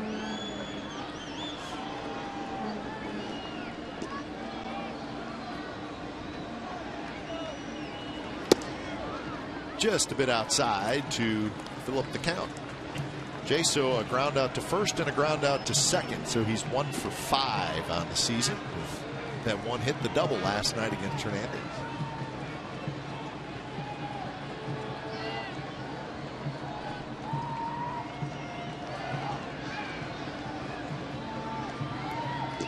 Payoff pitch. Rolls foul.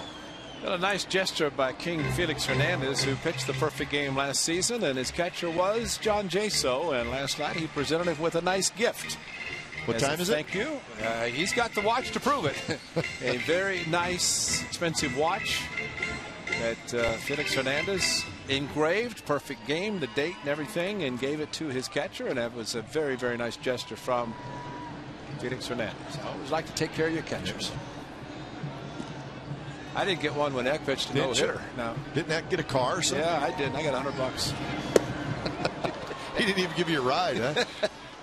Jaso strikes out, so Iwakuma rolls on. We've played 6 in Oakland, 4-1 Mariners.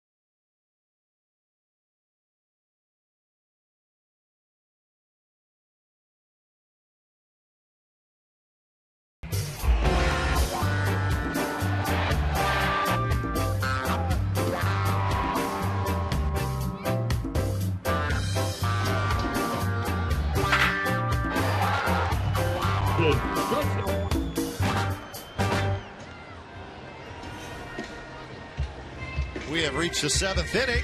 It's 4-1 Seattle. It's time for a change. Think Speedy Oil Change and Tune-Up, your oil change tune-up and smog experts. The all-star Ryan Cook will make appearance number 1 after making 71 appearances last year. He was terrific. He was a workhorse, and he was an all-star. So he'll work the 7th, and he'll face the top of the order. Saunders, Seager, and Morales. 80 strikeouts and 73 innings for Cook.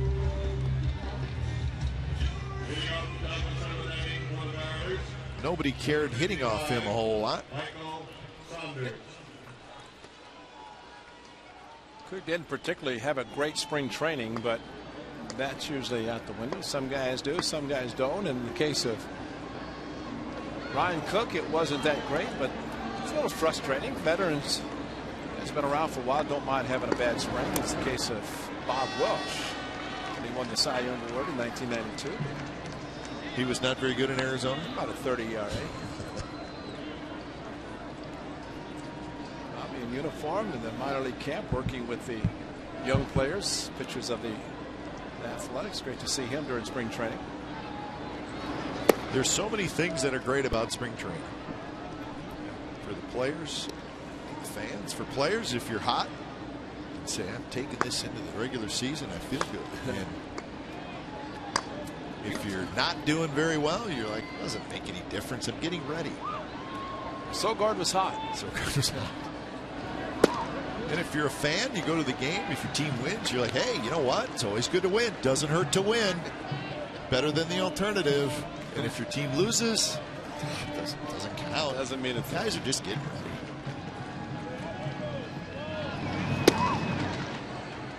Fastball up and away, 94 miles an hour. 2-2 the count. Those are just a couple of reasons why spring training is great. But also, it's always nice when it's over.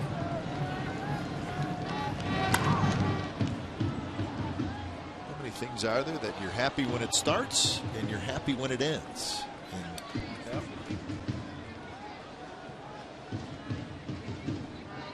Saunders a single, a walk, and a fly ball to left field. He scored a run. He swiped a bag.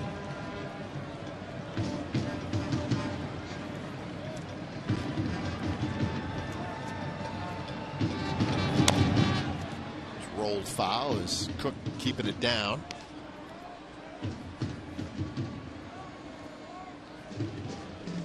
You don't like to particularly see this type of a game where relievers are getting a chance, but again, it's all about matchups. Bob Melvin trying to keep the game where it is now, 4-1, hoping that his offense can finally do something. Big up by Neshek to get Ryan with a couple of runners in scoring position to keep it at 4-1. Cook keeps coming at Saunders, and that one foul ball, so the count remains 2-2.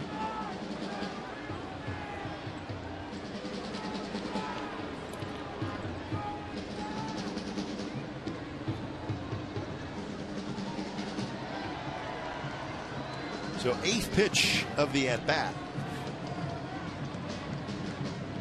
And it's hit toward Cook, knocks it down, picks it up, and that's not going to work. If he doesn't knock it down, it does have a chance to get through. Well, we talked last night, the guys that fall off one side or the other, not able to field the position. This time, Ryan Cook was able to. Watch the follow through and able to reach down. Actually falling off a little bit towards the first base side, but it's kind of gliding that direction, able to stop quickly enough to make the play.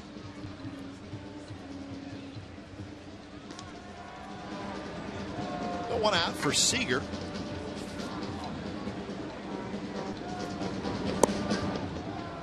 Everybody now has officially played a game in the major leagues, thanks to the 2 other season openers that were played today.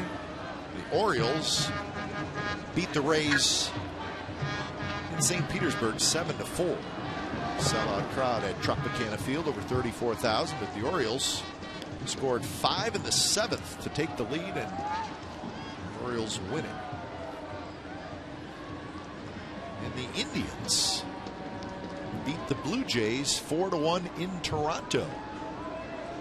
Terry Francona, it's a win in his first game as the manager of the Indians. Did Dickey get the loss? Sorry, Dickey. Masterson the win. Dickey the loss. Dickey went 6 innings, gave up 3 earned runs, walked 4. What was the attendance in Toronto? It's a good call. B.I. check the attendance. You didn't put it on there, B.I.? Toronto.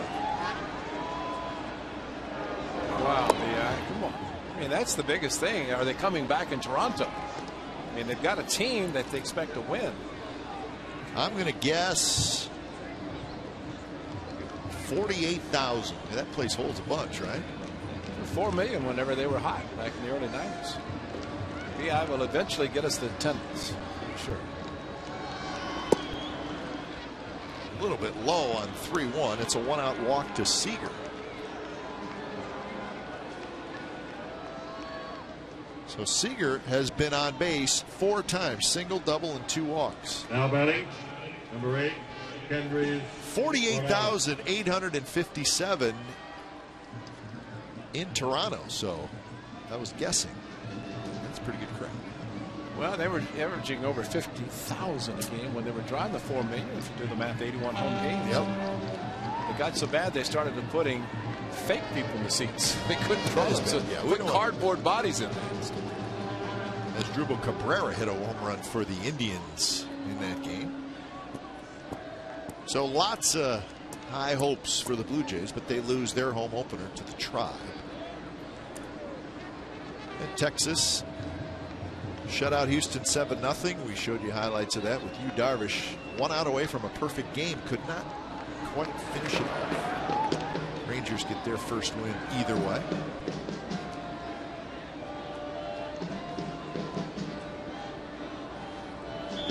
Well, at least the Astros had a chance for about 48 hours to enjoy their first victory and being in first place Sunday night and Tuesday. Didn't last real long. They're a 500 team now.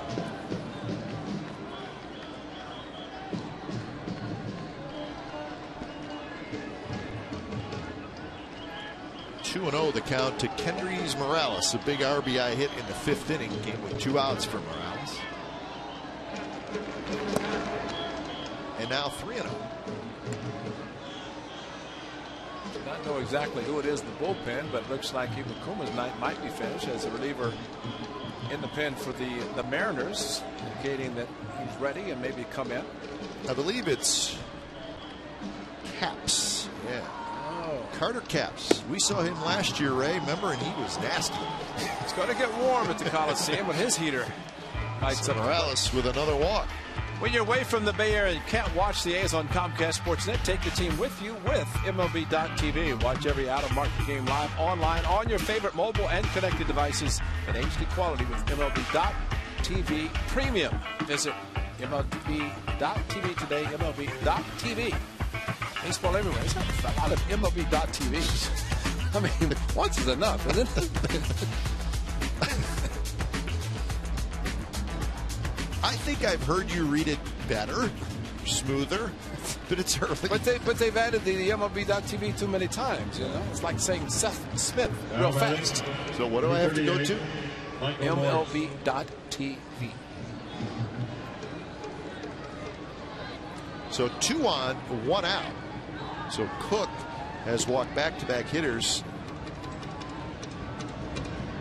A's as a staff tonight have walked 6.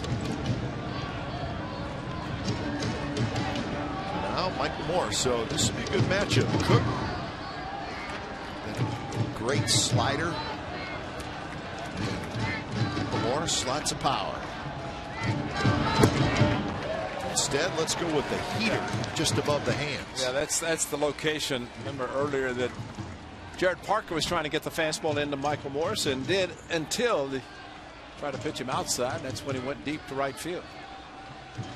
So he's a big boy. I don't think he was that big when he was in Seattle the first time. He was tall and thin, if I remember correctly. He's added some poundage and some power. And it hit him. Just caught him, looked like maybe on the back elbow. So that loads the bases for Raul Ibanez. Try to go inside again. This time just kept running in and barely on the left elbow. May have been the front elbow. Yeah, the padding looks like got him on the barely on the pad.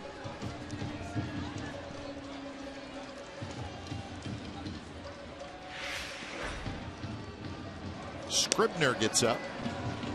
Don't want to let this thing get away anymore. 4-1 with Ibanez hitting. Slider outside corner strike. Ibanez is 0 for 2 with a walk.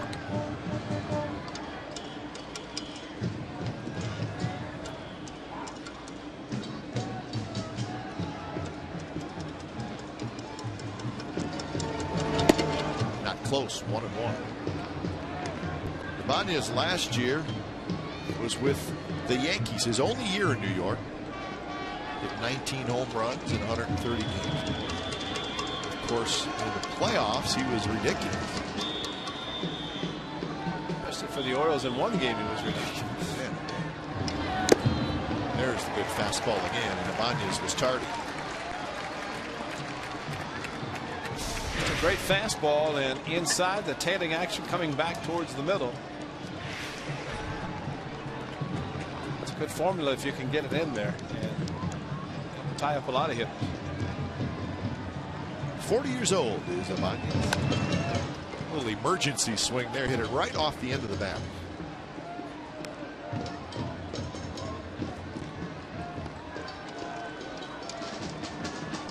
So Seager at third, he walked. Morales at second, he walked. Morse at first, hit by a pitch. So the bases are loaded without the benefit of a hit.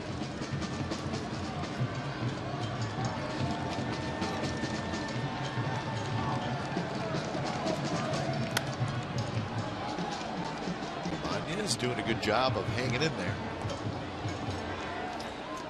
You notice he's able to handle the pitch that's running away, but tied him up on a fastball inside, and I think eventually, and maybe trying to get the ball back in, but not able to get it in where he wants it.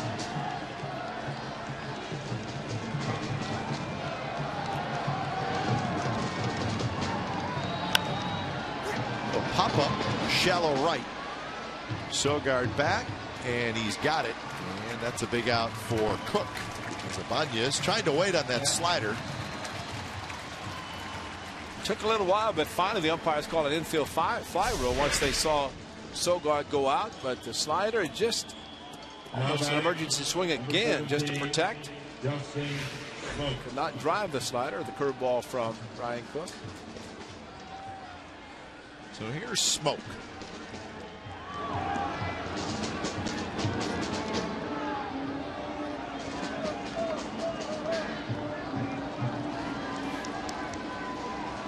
So Smoke steps in, the switch hitter. Slider spins out of the hand of Cook and stays outside.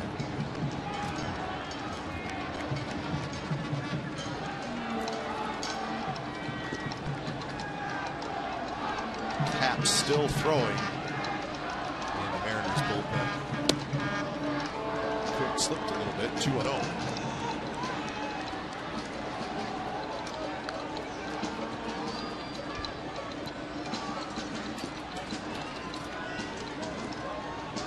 Big point in the game with the A's trailing by 3, and it is now the late innings.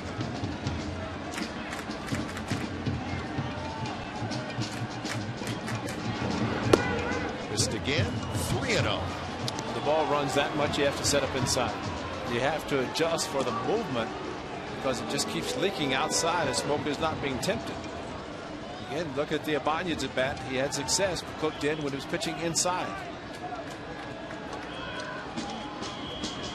3-0 pitch, and that one is low, ball 4, and Cook has walked a run in. Seager trots home. 5-1 Mariners.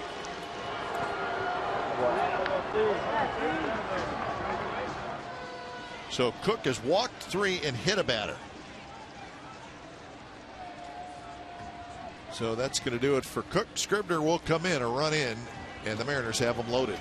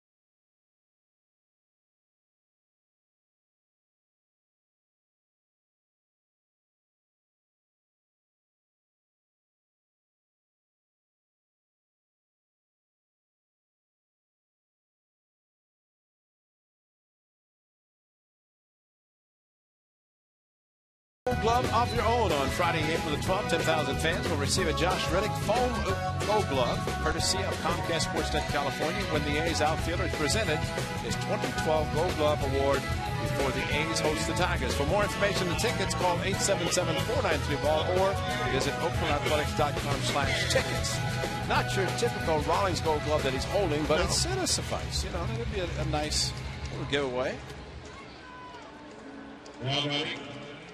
So Evan Scribner comes in, and Scribner is going to face Jesus Montero. Bases still loaded, a run in. No hits in the inning for Seattle. And first pitch curveball is down and away to Montero.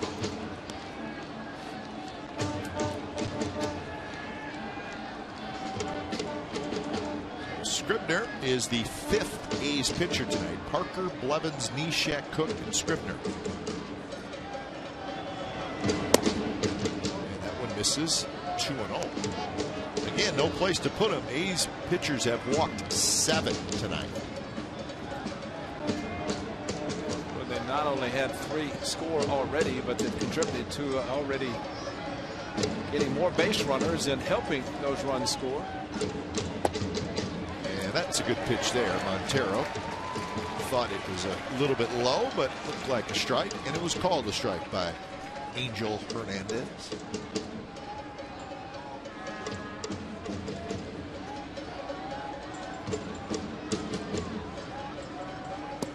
Good overhand curve.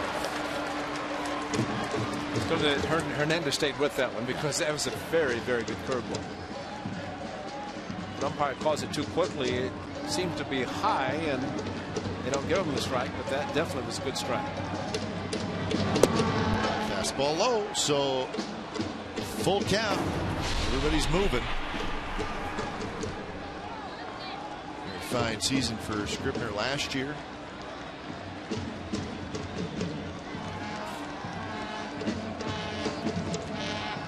Morales, Morse, Smoke are the runners. Off with the pitch. It's a little looper. Reddick coming in, and he should get there. He does. Side retired. A run on 3 walks and a hit batter. 7th inning stretch at the Coliseum. It's 5-1 Mariners.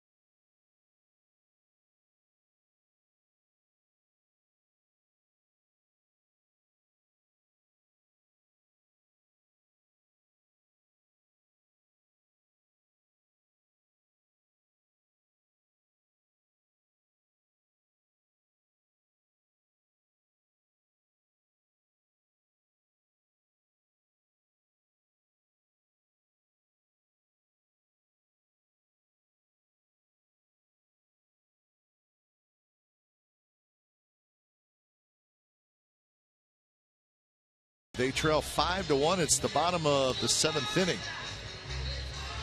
It'll be Reddick, Cespedes, and Lowry. And those guys will face a new pitcher when it's time for a change. Think Speedy Oil Change and Tune-Up. Your oil change, tune-up, and smog experts. It's the youngster. His name is Carter Capps. Now, we saw him a little bit last year. And he is a youngster. Very little time in the minor leagues, but Ray, we were impressed. He's got a terrific arm. Well, we saw him last year. We're going to see him again, and he is noted as the hardest throwing fastball in all of baseball. Upwards of 98 miles per hour, and he says with this frame, it just seems to come out of his hand nice and easily, and all of a sudden it explodes at 98, and we'll see if he goes triple digits. Then he drops that. Can you imagine against a with movement? That's not fair. Well, that was a 92 two-seam. He's 6'5", 220 pounds. He was a third-round pick in 2011. So really just a year and a half in the minor leagues. Got called up last year, and he could be a force.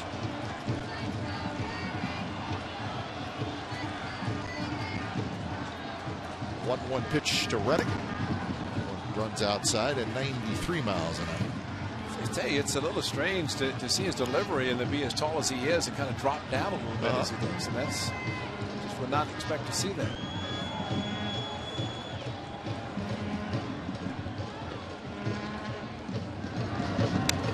Reddick took a rip, fouled it back, 2-2. Very good start for Sashi Iwakuma. 6 innings, no walks, 7 strikeouts, and the A's had just 2 hits off. So Sashi Iwakuma, pretty good way to start.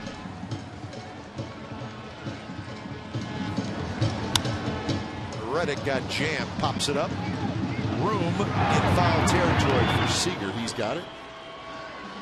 So Reddick is 0 for 3. Josh looking for his first hit of the 2013 season. Didn't get it there. And now batting left fielder. With the exception of Sogard and Cespedes tonight, that's all the hitting. So it's kind of a duplication of last season, except they did split the 2 games in Tokyo thanks to Cespedes' home run in game 2, but they did lose the first game, as we know, since they've lost 9 consecutive opening night starts. Who's counting? Somebody is. Yeah. Cespedes, a homer in the second, a strikeout in the 4th. A little slider for Caps in the first strike.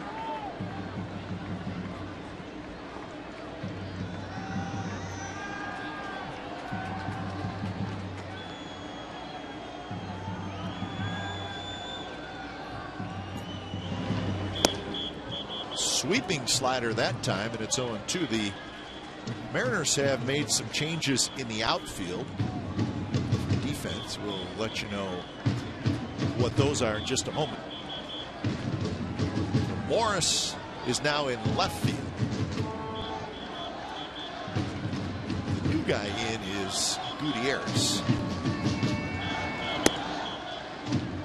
Franklin Gutierrez, who's a very fine center fielder, he comes into the game in center field, and Saunders slides over to right.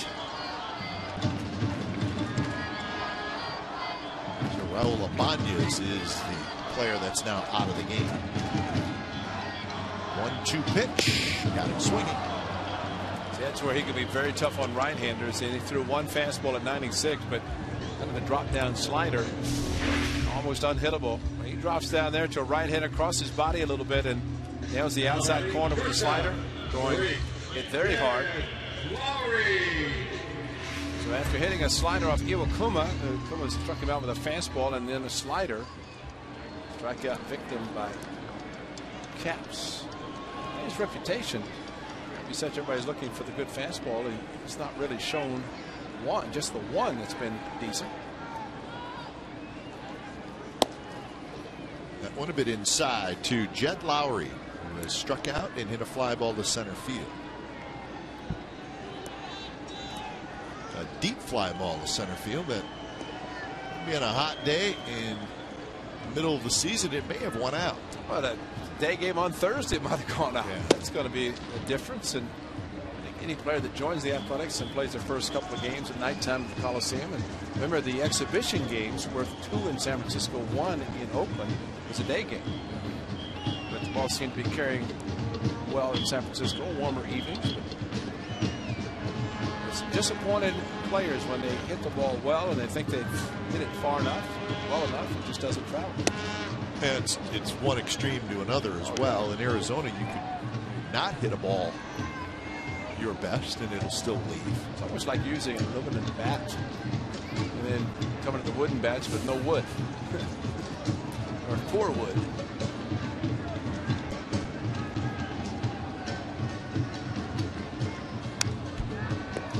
Fastball starting to tick up a little bit. Caps 94 miles an hour. The velocity is one thing, but the fact that he throws across his body a little bit, and it's a little bit of a three-quarter delivery, so there you drop a little movement. They'll be here for fleece blanket night. That's last year's. It's all right. They'll get the new ones for the 2013. Not close, and it's a full count to Lowry with Moss hoping to get a chance to hit in this inning. A's need a bunch of base runners, trailing 5-1.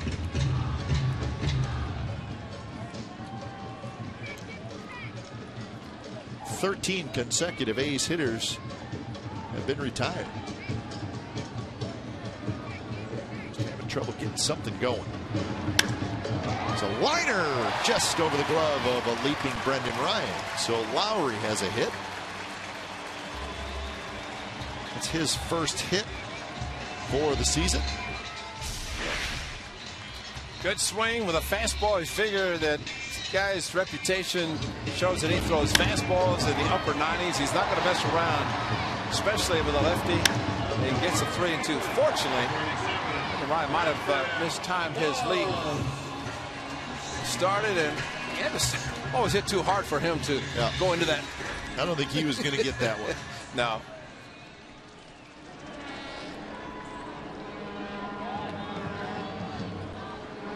So 2-out rally cap.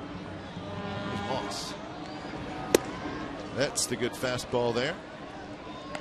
1-1 the count. Moss, a fly ball to left and a strikeout, 0 for 6 to start the season.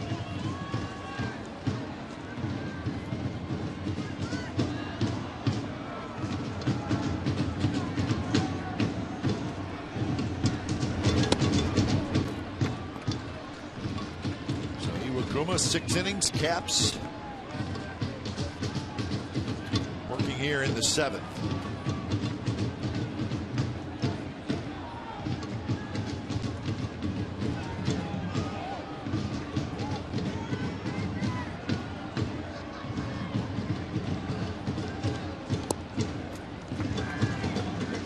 He's making Caps work a little bit. He's thrown 18 pitches.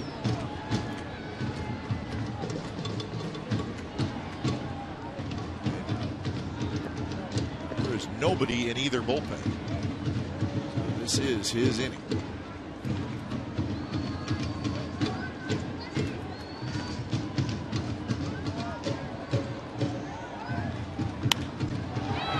Driven to right, but in the ballpark. Saunders trots in, side retired. Lowry with the 2-out hit.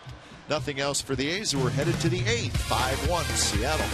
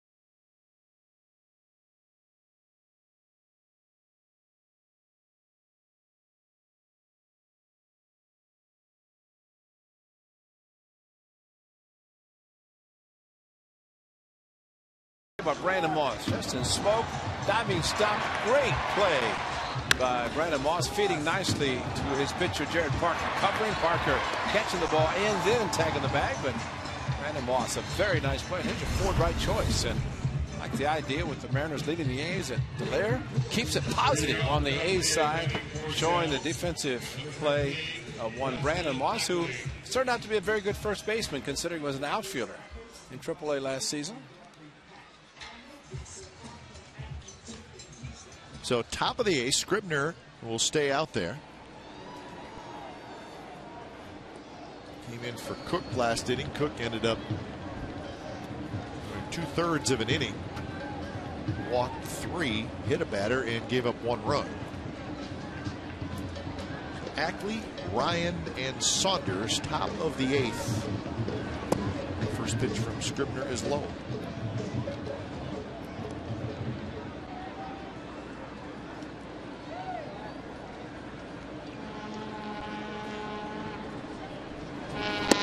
Inside, 2-0 to Ackley.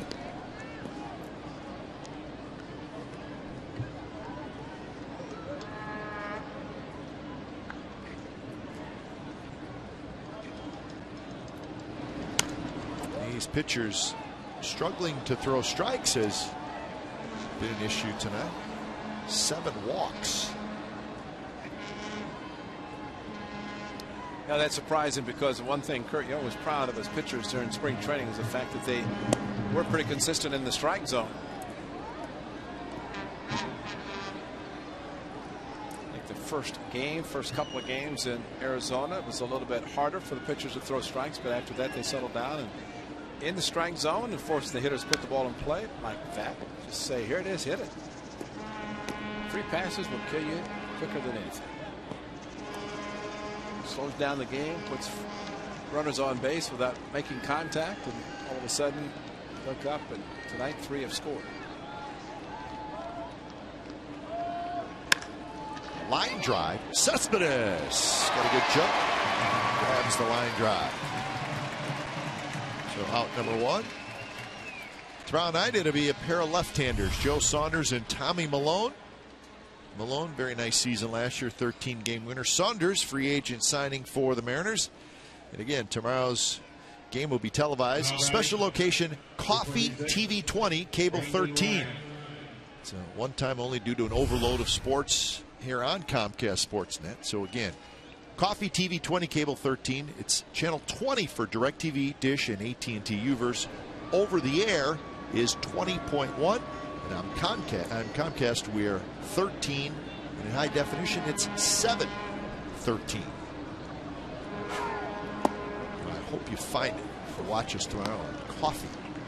Is that KOFY? Is that decaf or is that regular? It's going to be regular tomorrow night. If it was a day game, it'd be double lunch. Feel it up a little bit.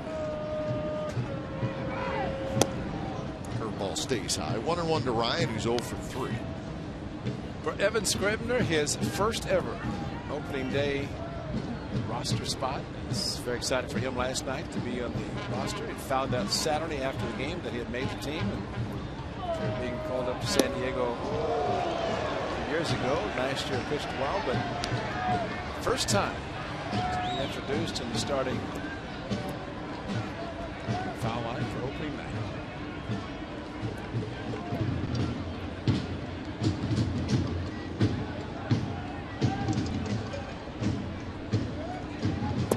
Just a bit low. Well, I think that final spot in the bullpen was really Travis Blackley's to lose.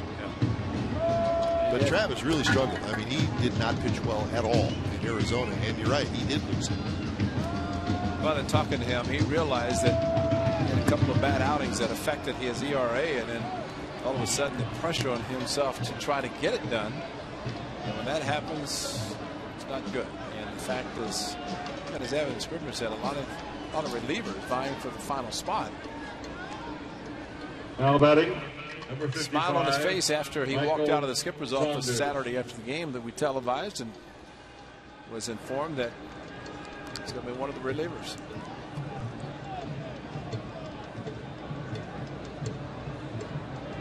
So here's the top of the order. Saunders, another walk issued. Ryan is on first.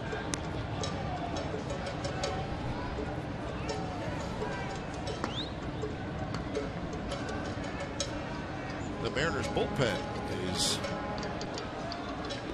still quiet, so maybe Capps is going to go out there and pitch the 8th as well. We shall see.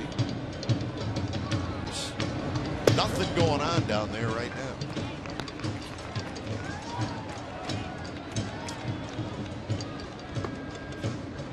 And Robbie Thompson, bench coach for Eric White, was asking about you again. Yeah. There's Kite. Gonna play hard to get with Robbie a little bit.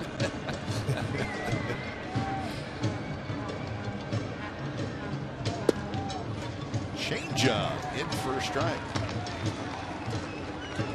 He's a good man, Robbie Thompson. He is. Former major league player, Robbie Thompson, also Carl Willis, pitchers. So he's got a good staff. Eric Waits does. Jeff Datz.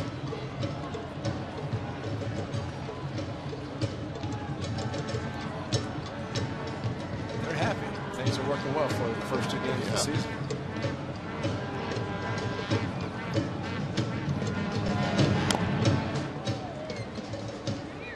Well, Ray, you saw it firsthand when the Mariners had a nice run in late 1990s and then into the early 2000s, and big crowds.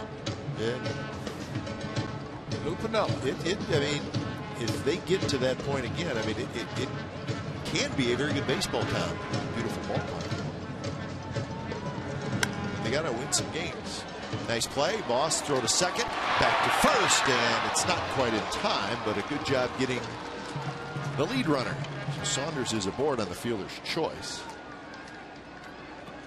That's a good point, because Seattle, and especially in mid-90s, whenever they had a remarkable comeback in '95 and then finally built Safeco Field.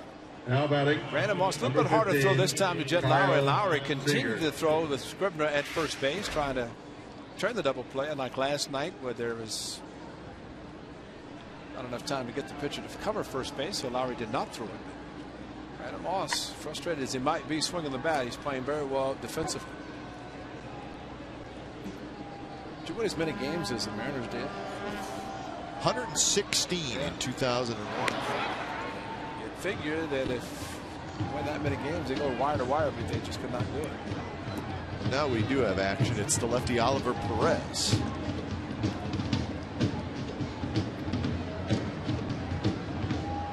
Well, that 2001, that was the last time the Mariners have made the postseason. So it's been a while.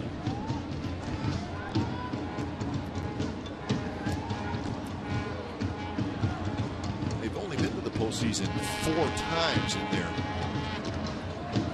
37th year. 95, 97, 2000, and 2001. So they had a nice run. Could not get to the World Series. Well, they will always replay Edgar Martinez drive down the left field line, Ken Griffey Jr. going through the stop sign and scoring, and winning a run against the Yankees, and Bedlam at the Kingdom. And then, of course, that helped build Safeco Field, and it worked out as far as the attendance, but they'd like to put together a winning team. You can imagine being indoors in the elements, the Kingdom, where the ball just carried unbelievably. Then you move outdoors to the cool weather. Yeah, to a big ballpark. Everything, yeah. The balls that were hit were home runs, and then moving over to Safeco Field, across the field or off the past the street after they imploded the Kingdom and built a new football stadium. Cooler weather knocked a lot of potential home runs down at the warning track. Ken Griffey Jr. said, "Send me back to Cincinnati." Yeah.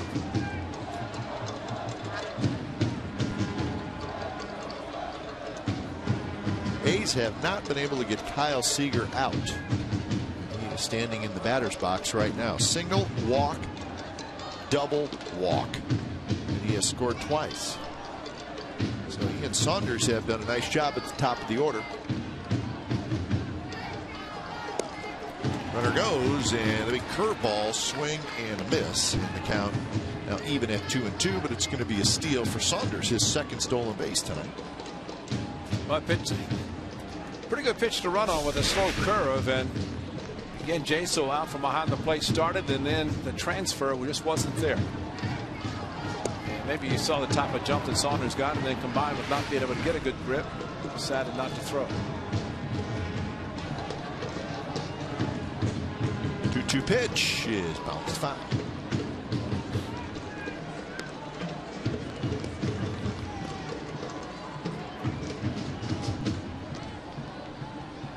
So runner in scoring position for Seattle.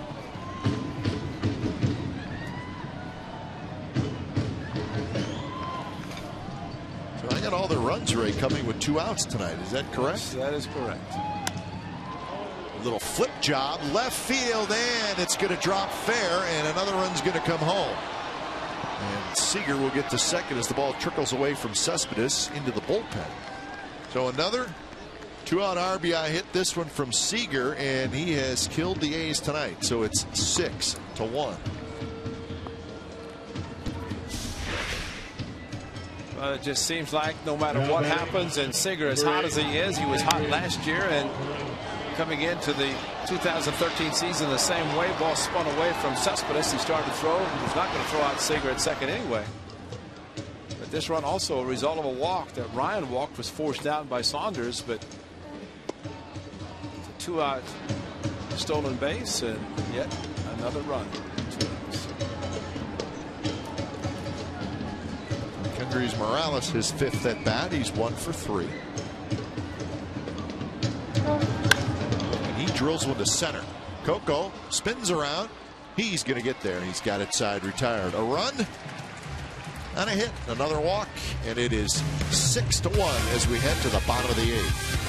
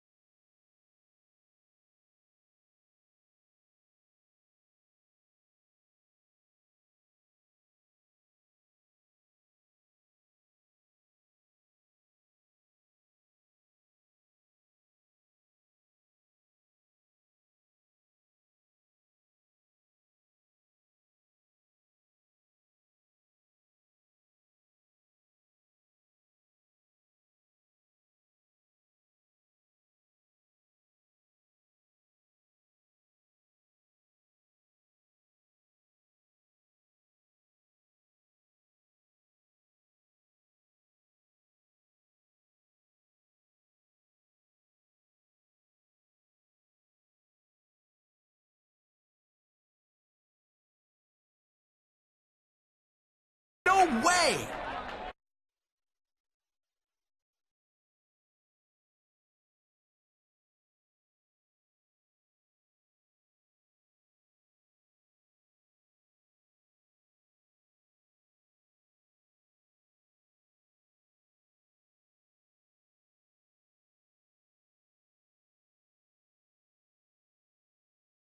Upper deck? No way! Game summary brought to you by your local Toyota dealer. Second inning, the A's get on the board their first run of the season. It's a solo home run by Yoenis Cespedes. The Mariners used a long ball of home, but this one was a 3-run homer by Michael Morse in the 3rd inning, and it gave Seattle a 3-1 lead. Very good tonight was the starting pitcher for Seattle, Hisashi Iwakuma, who went 6 innings, gave up just 1 run, no walks, and 7 strikeouts for Hisashi Iwakuma. And the Mariners added a run in the 7th. They had another one in the 8th.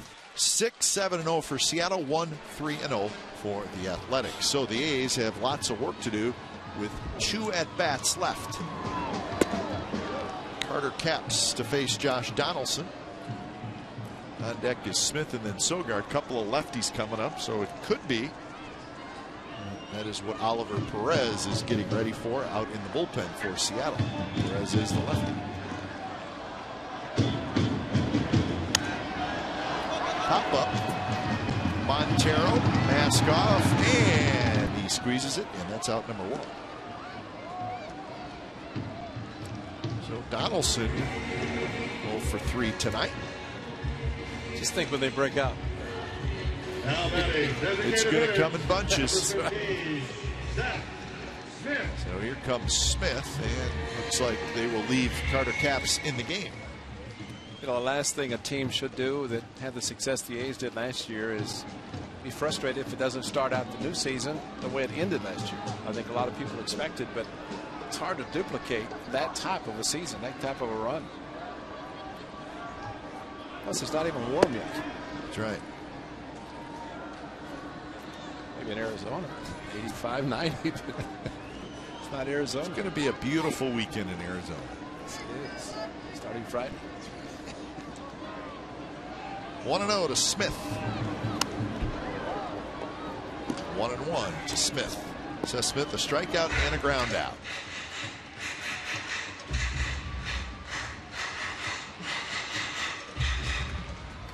Smith had a couple of hits last night, a single and a double.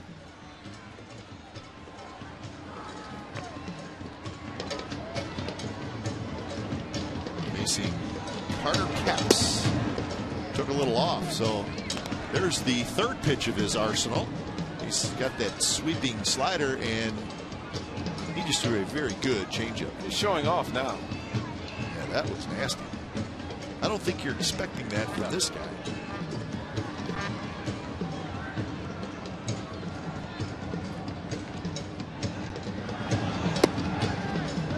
Here is changeup, 83 miles an hour. You look at the height and then the way he watch the left leg where it starts and where his body and how the ball comes out of his hand. He is across his body. It's tough on righties. Lefties also find it difficult. He starts pointing towards the A's dugout and then throwing back over his shoulder. Because everybody said he's going to hurt his shoulder. He's going to hurt his arm. I don't you think see, so. there's, yeah, I mean, it. Jared Weaver throws across his body.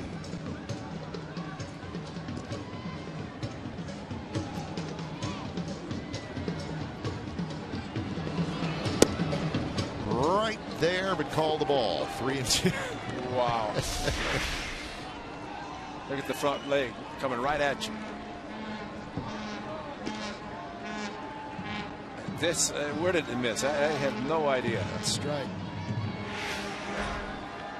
Says Smith will take it. He took it like he was hoping he would call the ball. It was.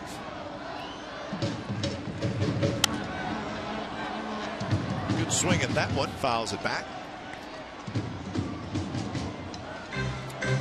The thing that Capps has not shown tonight is his ability to increase the velocity, especially 3 and 2. He stayed around 93, 96. Figure now, since he's going to throw a fastball, might gear it up a little bit extra to upper 90s, but it's not happening.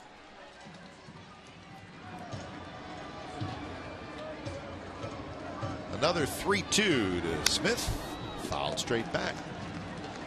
And when he pitched against the A's last year, I mean, he was throwing 96, 97 miles an hour. Pretty consistent. So maybe looking for a little more control, maybe backing down a couple miles per hour. Certainly can help.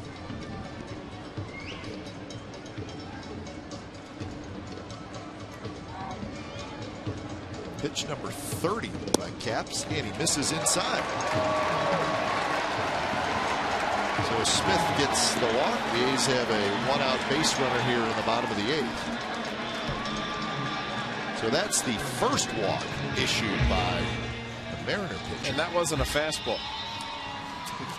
Sadly, I mean, if you've got the kind of fastball and you've got this kind of lead, it's a nice take by Seth Smith, but definitely didn't challenge it.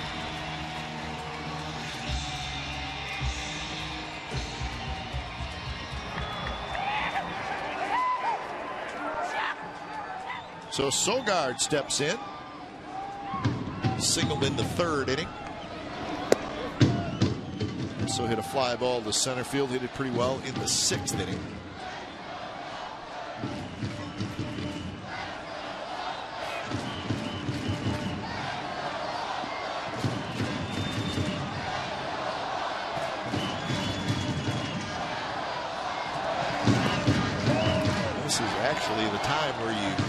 want the A's to get some base runners right before your best power hitters.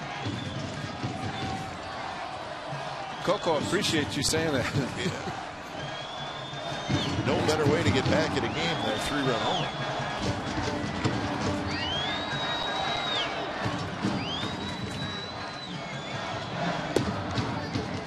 Misses, 2-1 the count. 33 pitches for Carter Capps, and Oliver Perez has been loose and ready to go out in the bullpen.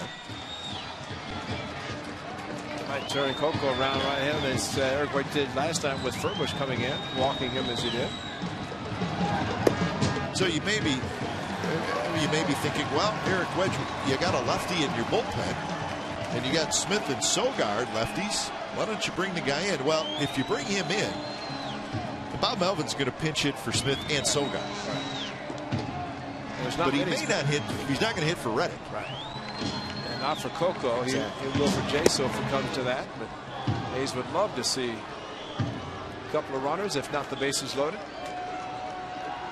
Coco has just missed a couple tonight. 3 fly ball outs, but the first 2 were driven.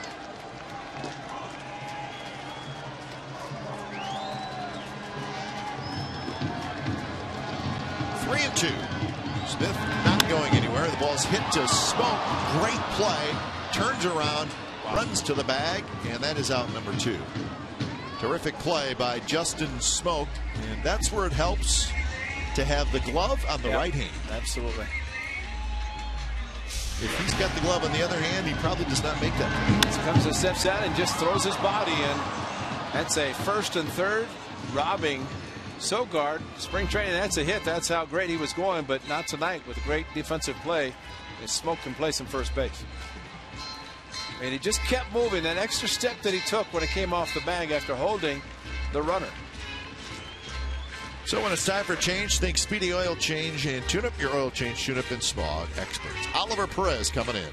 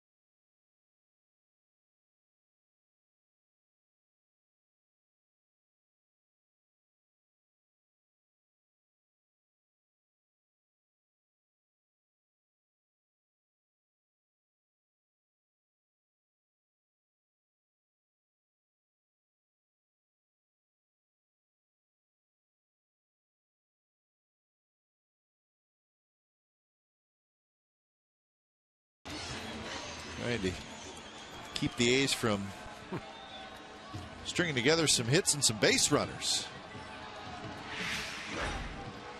And now it's Oliver Perez facing Coco Crisp. Could just be that Oliver Perez has reinvented himself as a pretty good left-handed reliever. He's the guy who had a couple good seasons as a starter, got a huge contract from the Mets, and just could not do anything right with the Mets. He got paid. Now with the Mariners, started in AAA last year, was brought up mid-season, and really pitched well for them. Except for 2 games, July the 6th, July the 8th, 2 games in which he was victim of a couple of walkouts by the A's. Yep. Chris Carter with a 3-run home run off Delabar, which was Perez's loss, and Jamal Weeks, or actually Reddick with the double to left center in the throwback uniforms. That was last year. Ackley out.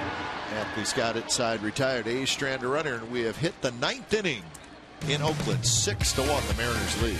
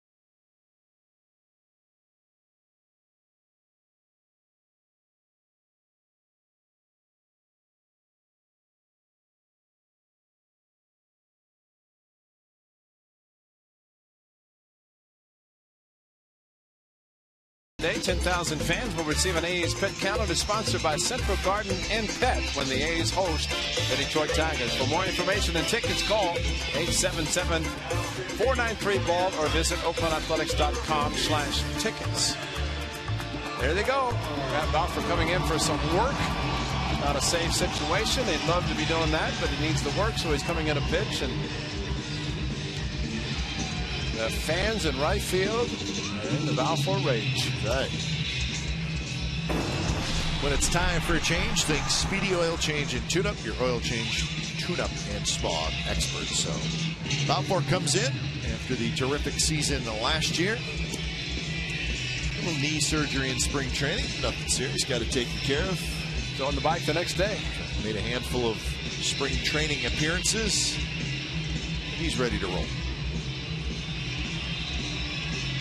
So Balfour will face Morse, Gutierrez, and Smoke.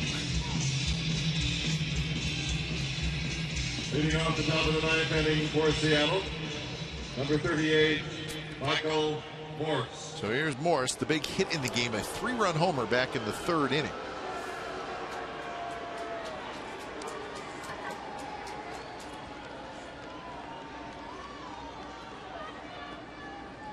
There's something to think about, Ray. Even though it's the beginning of the season, Grant Balfour, 35 years old. He's going to be a free agent at the end of the year. Yes, the A's will have a decision to make on Grant Balfour. Still a very good reliever. 24 saves last season. Remember, he lost the closer role for a while when Ryan Cook took over and became the closer and the lone all-star representative.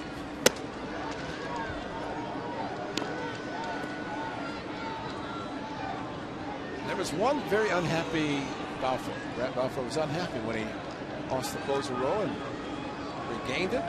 Finished very strongly, and especially down the stretch against the Tigers or the Rangers, sitting by the Seattle Mariners.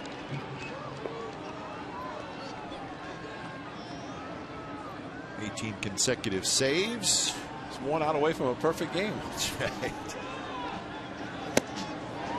That fastball looked like it cut, and Morse swings through it 94 miles an hour. If he gets this out, Yu Darvish has nothing on that. No. You who?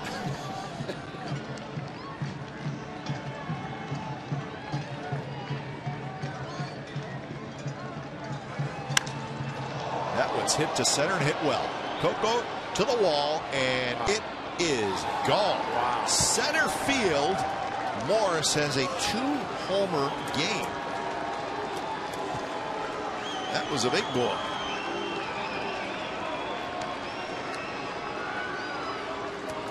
Remember Michael Morse, we talked about those home runs the Mariners hit in spring training. He had 9 spring training home runs. This is the location. You try to go inside. That's why it's important. If you go in, you have to go in off the plate. He did that with the previous pitch and threw it by him, but then leaked out over the plate, extended the arms, and that ball was crushed. But whenever he's able to extend the arms, he knew it was gone as he hit it to straightaway center. And you think about that power to hit the right field, a 3-run shot, straightaway center, the solo. Doesn't really matter whether they move the fences in or not. So here's Gutierrez, his first at bat. So it is now 7-1. And that runs nobody out.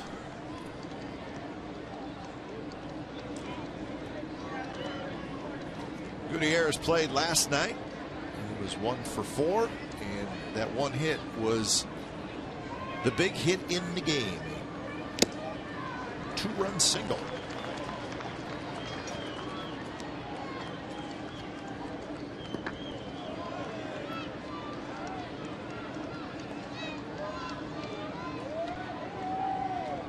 Smoke will be next. And that one's hit well to left center field. Coco's on the move here, and he crashes up against the wall. It bounces off the wall, and Gutierrez has a double. Coco hit that wall hard. Glad to see him get up. Well, Grant's just staying with the fastball, and again another hitter is able to extend his arms. And it's Gutierrez. The pitch was supposed to be inside. So really right now, Grant Balfour is just missing location with his fastball. Coco kind of braced himself once he knew he was not going to make the play, but still hit the wall very hard. That's why they pad the walls. Well, you're right. He just had enough time to get both hands up. So that is 9 hits now for Seattle, just 3 hits for the A's.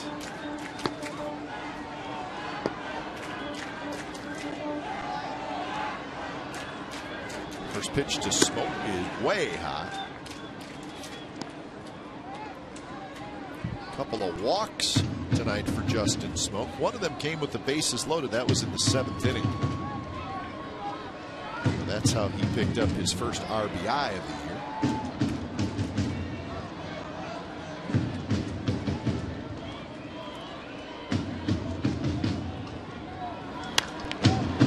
Swing there, fouls it into the deck right below us to our left. Yeah, we've talked about guys who throw hard and guys who maybe don't have the velocity of a fastball, and the difference if he can throw a fastball maybe not as hard but with good control.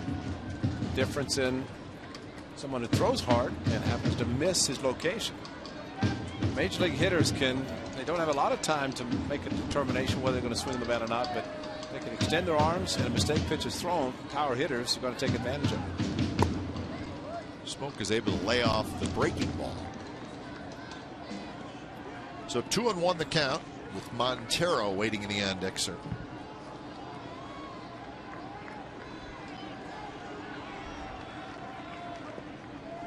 Only game going on now in Major League Baseball right here at the Coliseum.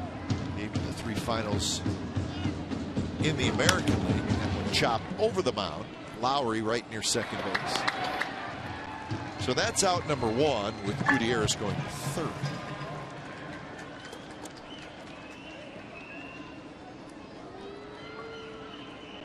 The Orioles beat the Rays 7-4. Indians beat the Blue Jays 4-1, and the Rangers now batting, shut out Houston 7-0. Jesus Montero. 3 games in the National League. Colorado beat Milwaukee. St. Louis beat Arizona. And the Giants shut out the Dodgers down in Los Angeles.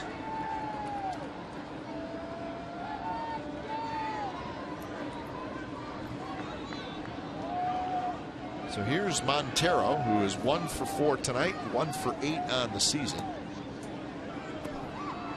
A's have the infield not all the way. Really don't have to with Montero. Doesn't run that well, so they can back up a little bit in case the ball is hit hard. Hold the runner in third, have a chance still to get. Sometimes. Wow. That's a great block, John. Sometimes you just put your body and hope the ball finds you. Catch a break. By spiking a curveball in front of the plate, straight down, and picked it clean too.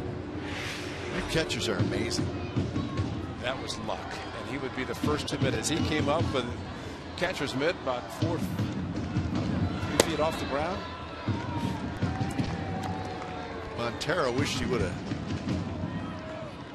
took a rip at that one. A fastball right out over the plate. 1-1 the count. How about that? 95 pitches for the starter, Jared Parker. Since then, Blevins, Neshek, Cook, Scribner, Balfour, they've thrown 95.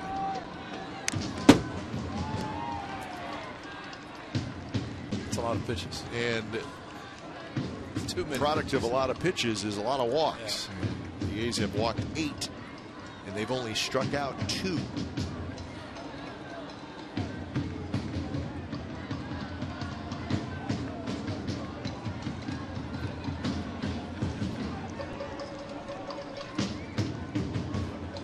So Montero steps back in.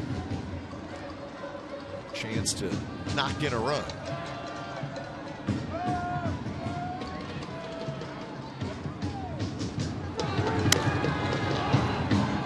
This one to shallow center.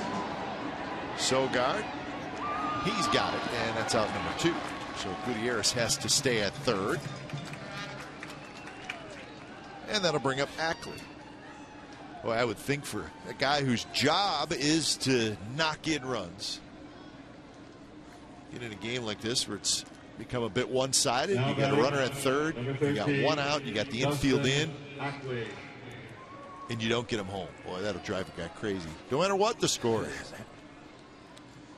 Drives the player crazy, and even worse, the manager and hitting coach, they want to see the production.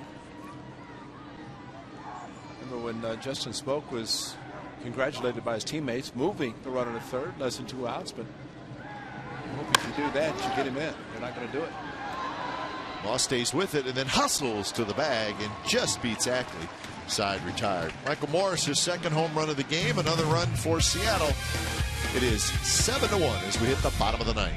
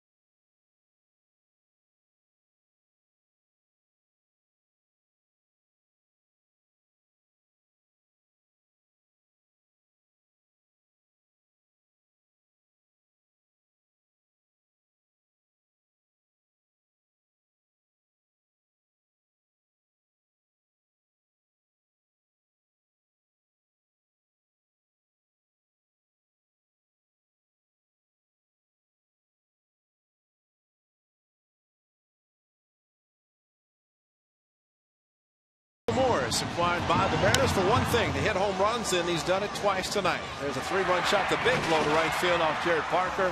Fastball away. Brad Balfour tried to get inside with a fastball, did not. Sent his arm straight away center.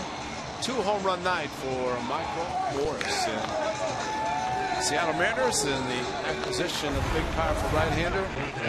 I think they're a little happy so far with that production tonight. For John Jaso, number 36, Derek Norris. So Derek Norris is going to pinch hit here for the Athletics. Eric Wedge looks comfy. Got a 7-1 lead. 3 outs away from taking the first 2 games of this season opening series. So Perez stays out there, the left-hander. So Norris to hit. Norris pinch hit last night and grounded out in the key part of the game. Derek Norris will more than likely be in the lineup tomorrow against Joe Saunders. Saunders and Malone for game 3 of the series.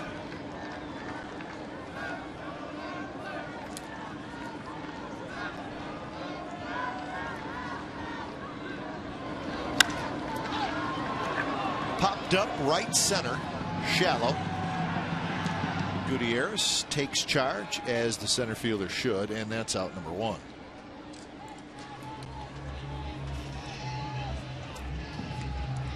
So the A's offense very quiet first 2 games of this season. Shutout last night on just 3 hits, and tonight the only run in the game, a Cespedes home run, and another night with just 3 hits. So certainly won't last too many good hitters, but a little bit of a slow start. And Reddick skies one. This one to shallow left center. It's always funny, Ray. A 2-game losing streak in June or July, you really don't think anything of it, but it's sort of irritating when you open the season losing 2 games for whatever reason. Early in the season, late in the season, you know, especially if you're going down the stretch. If the A's had lost anything the last 6, they wouldn't have accomplished what they did, remarkably, to win on the last day of the season. But they won them at the right time, and I still say it's how you finish, not how you start. And the A's, of course, frustrated as they are because they're not swinging the bat well, and unless they have a miracle, they start the season 0-2. But that's why they call it the marathon. Long season. 0-1 to Cespedes.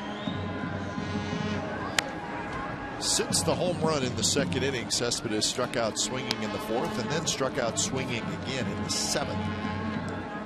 The A's as a team have struck out 8 times tonight. And as I look, all 8 of those have been swinging.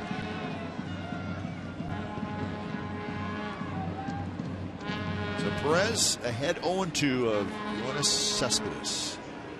And a fastball and a good one, and Cespedes strikes out for the 3rd time, and that was a quick bottom of the 9th inning. Very quick, and just like that, this ball game is over. There's your hero for the Mariners, Michael Morse. 2 home runs, 4 RBIs, and the Seattle Mariners have now taken the first 2 games of the season opening series. One-sided tonight, Mariners defeat the Athletics by a final score of 7-1. Iwakuma is the winner.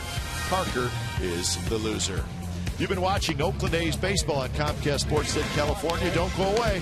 A's Postgame Live with Scott Reese and Shooty Babbitt starts right now.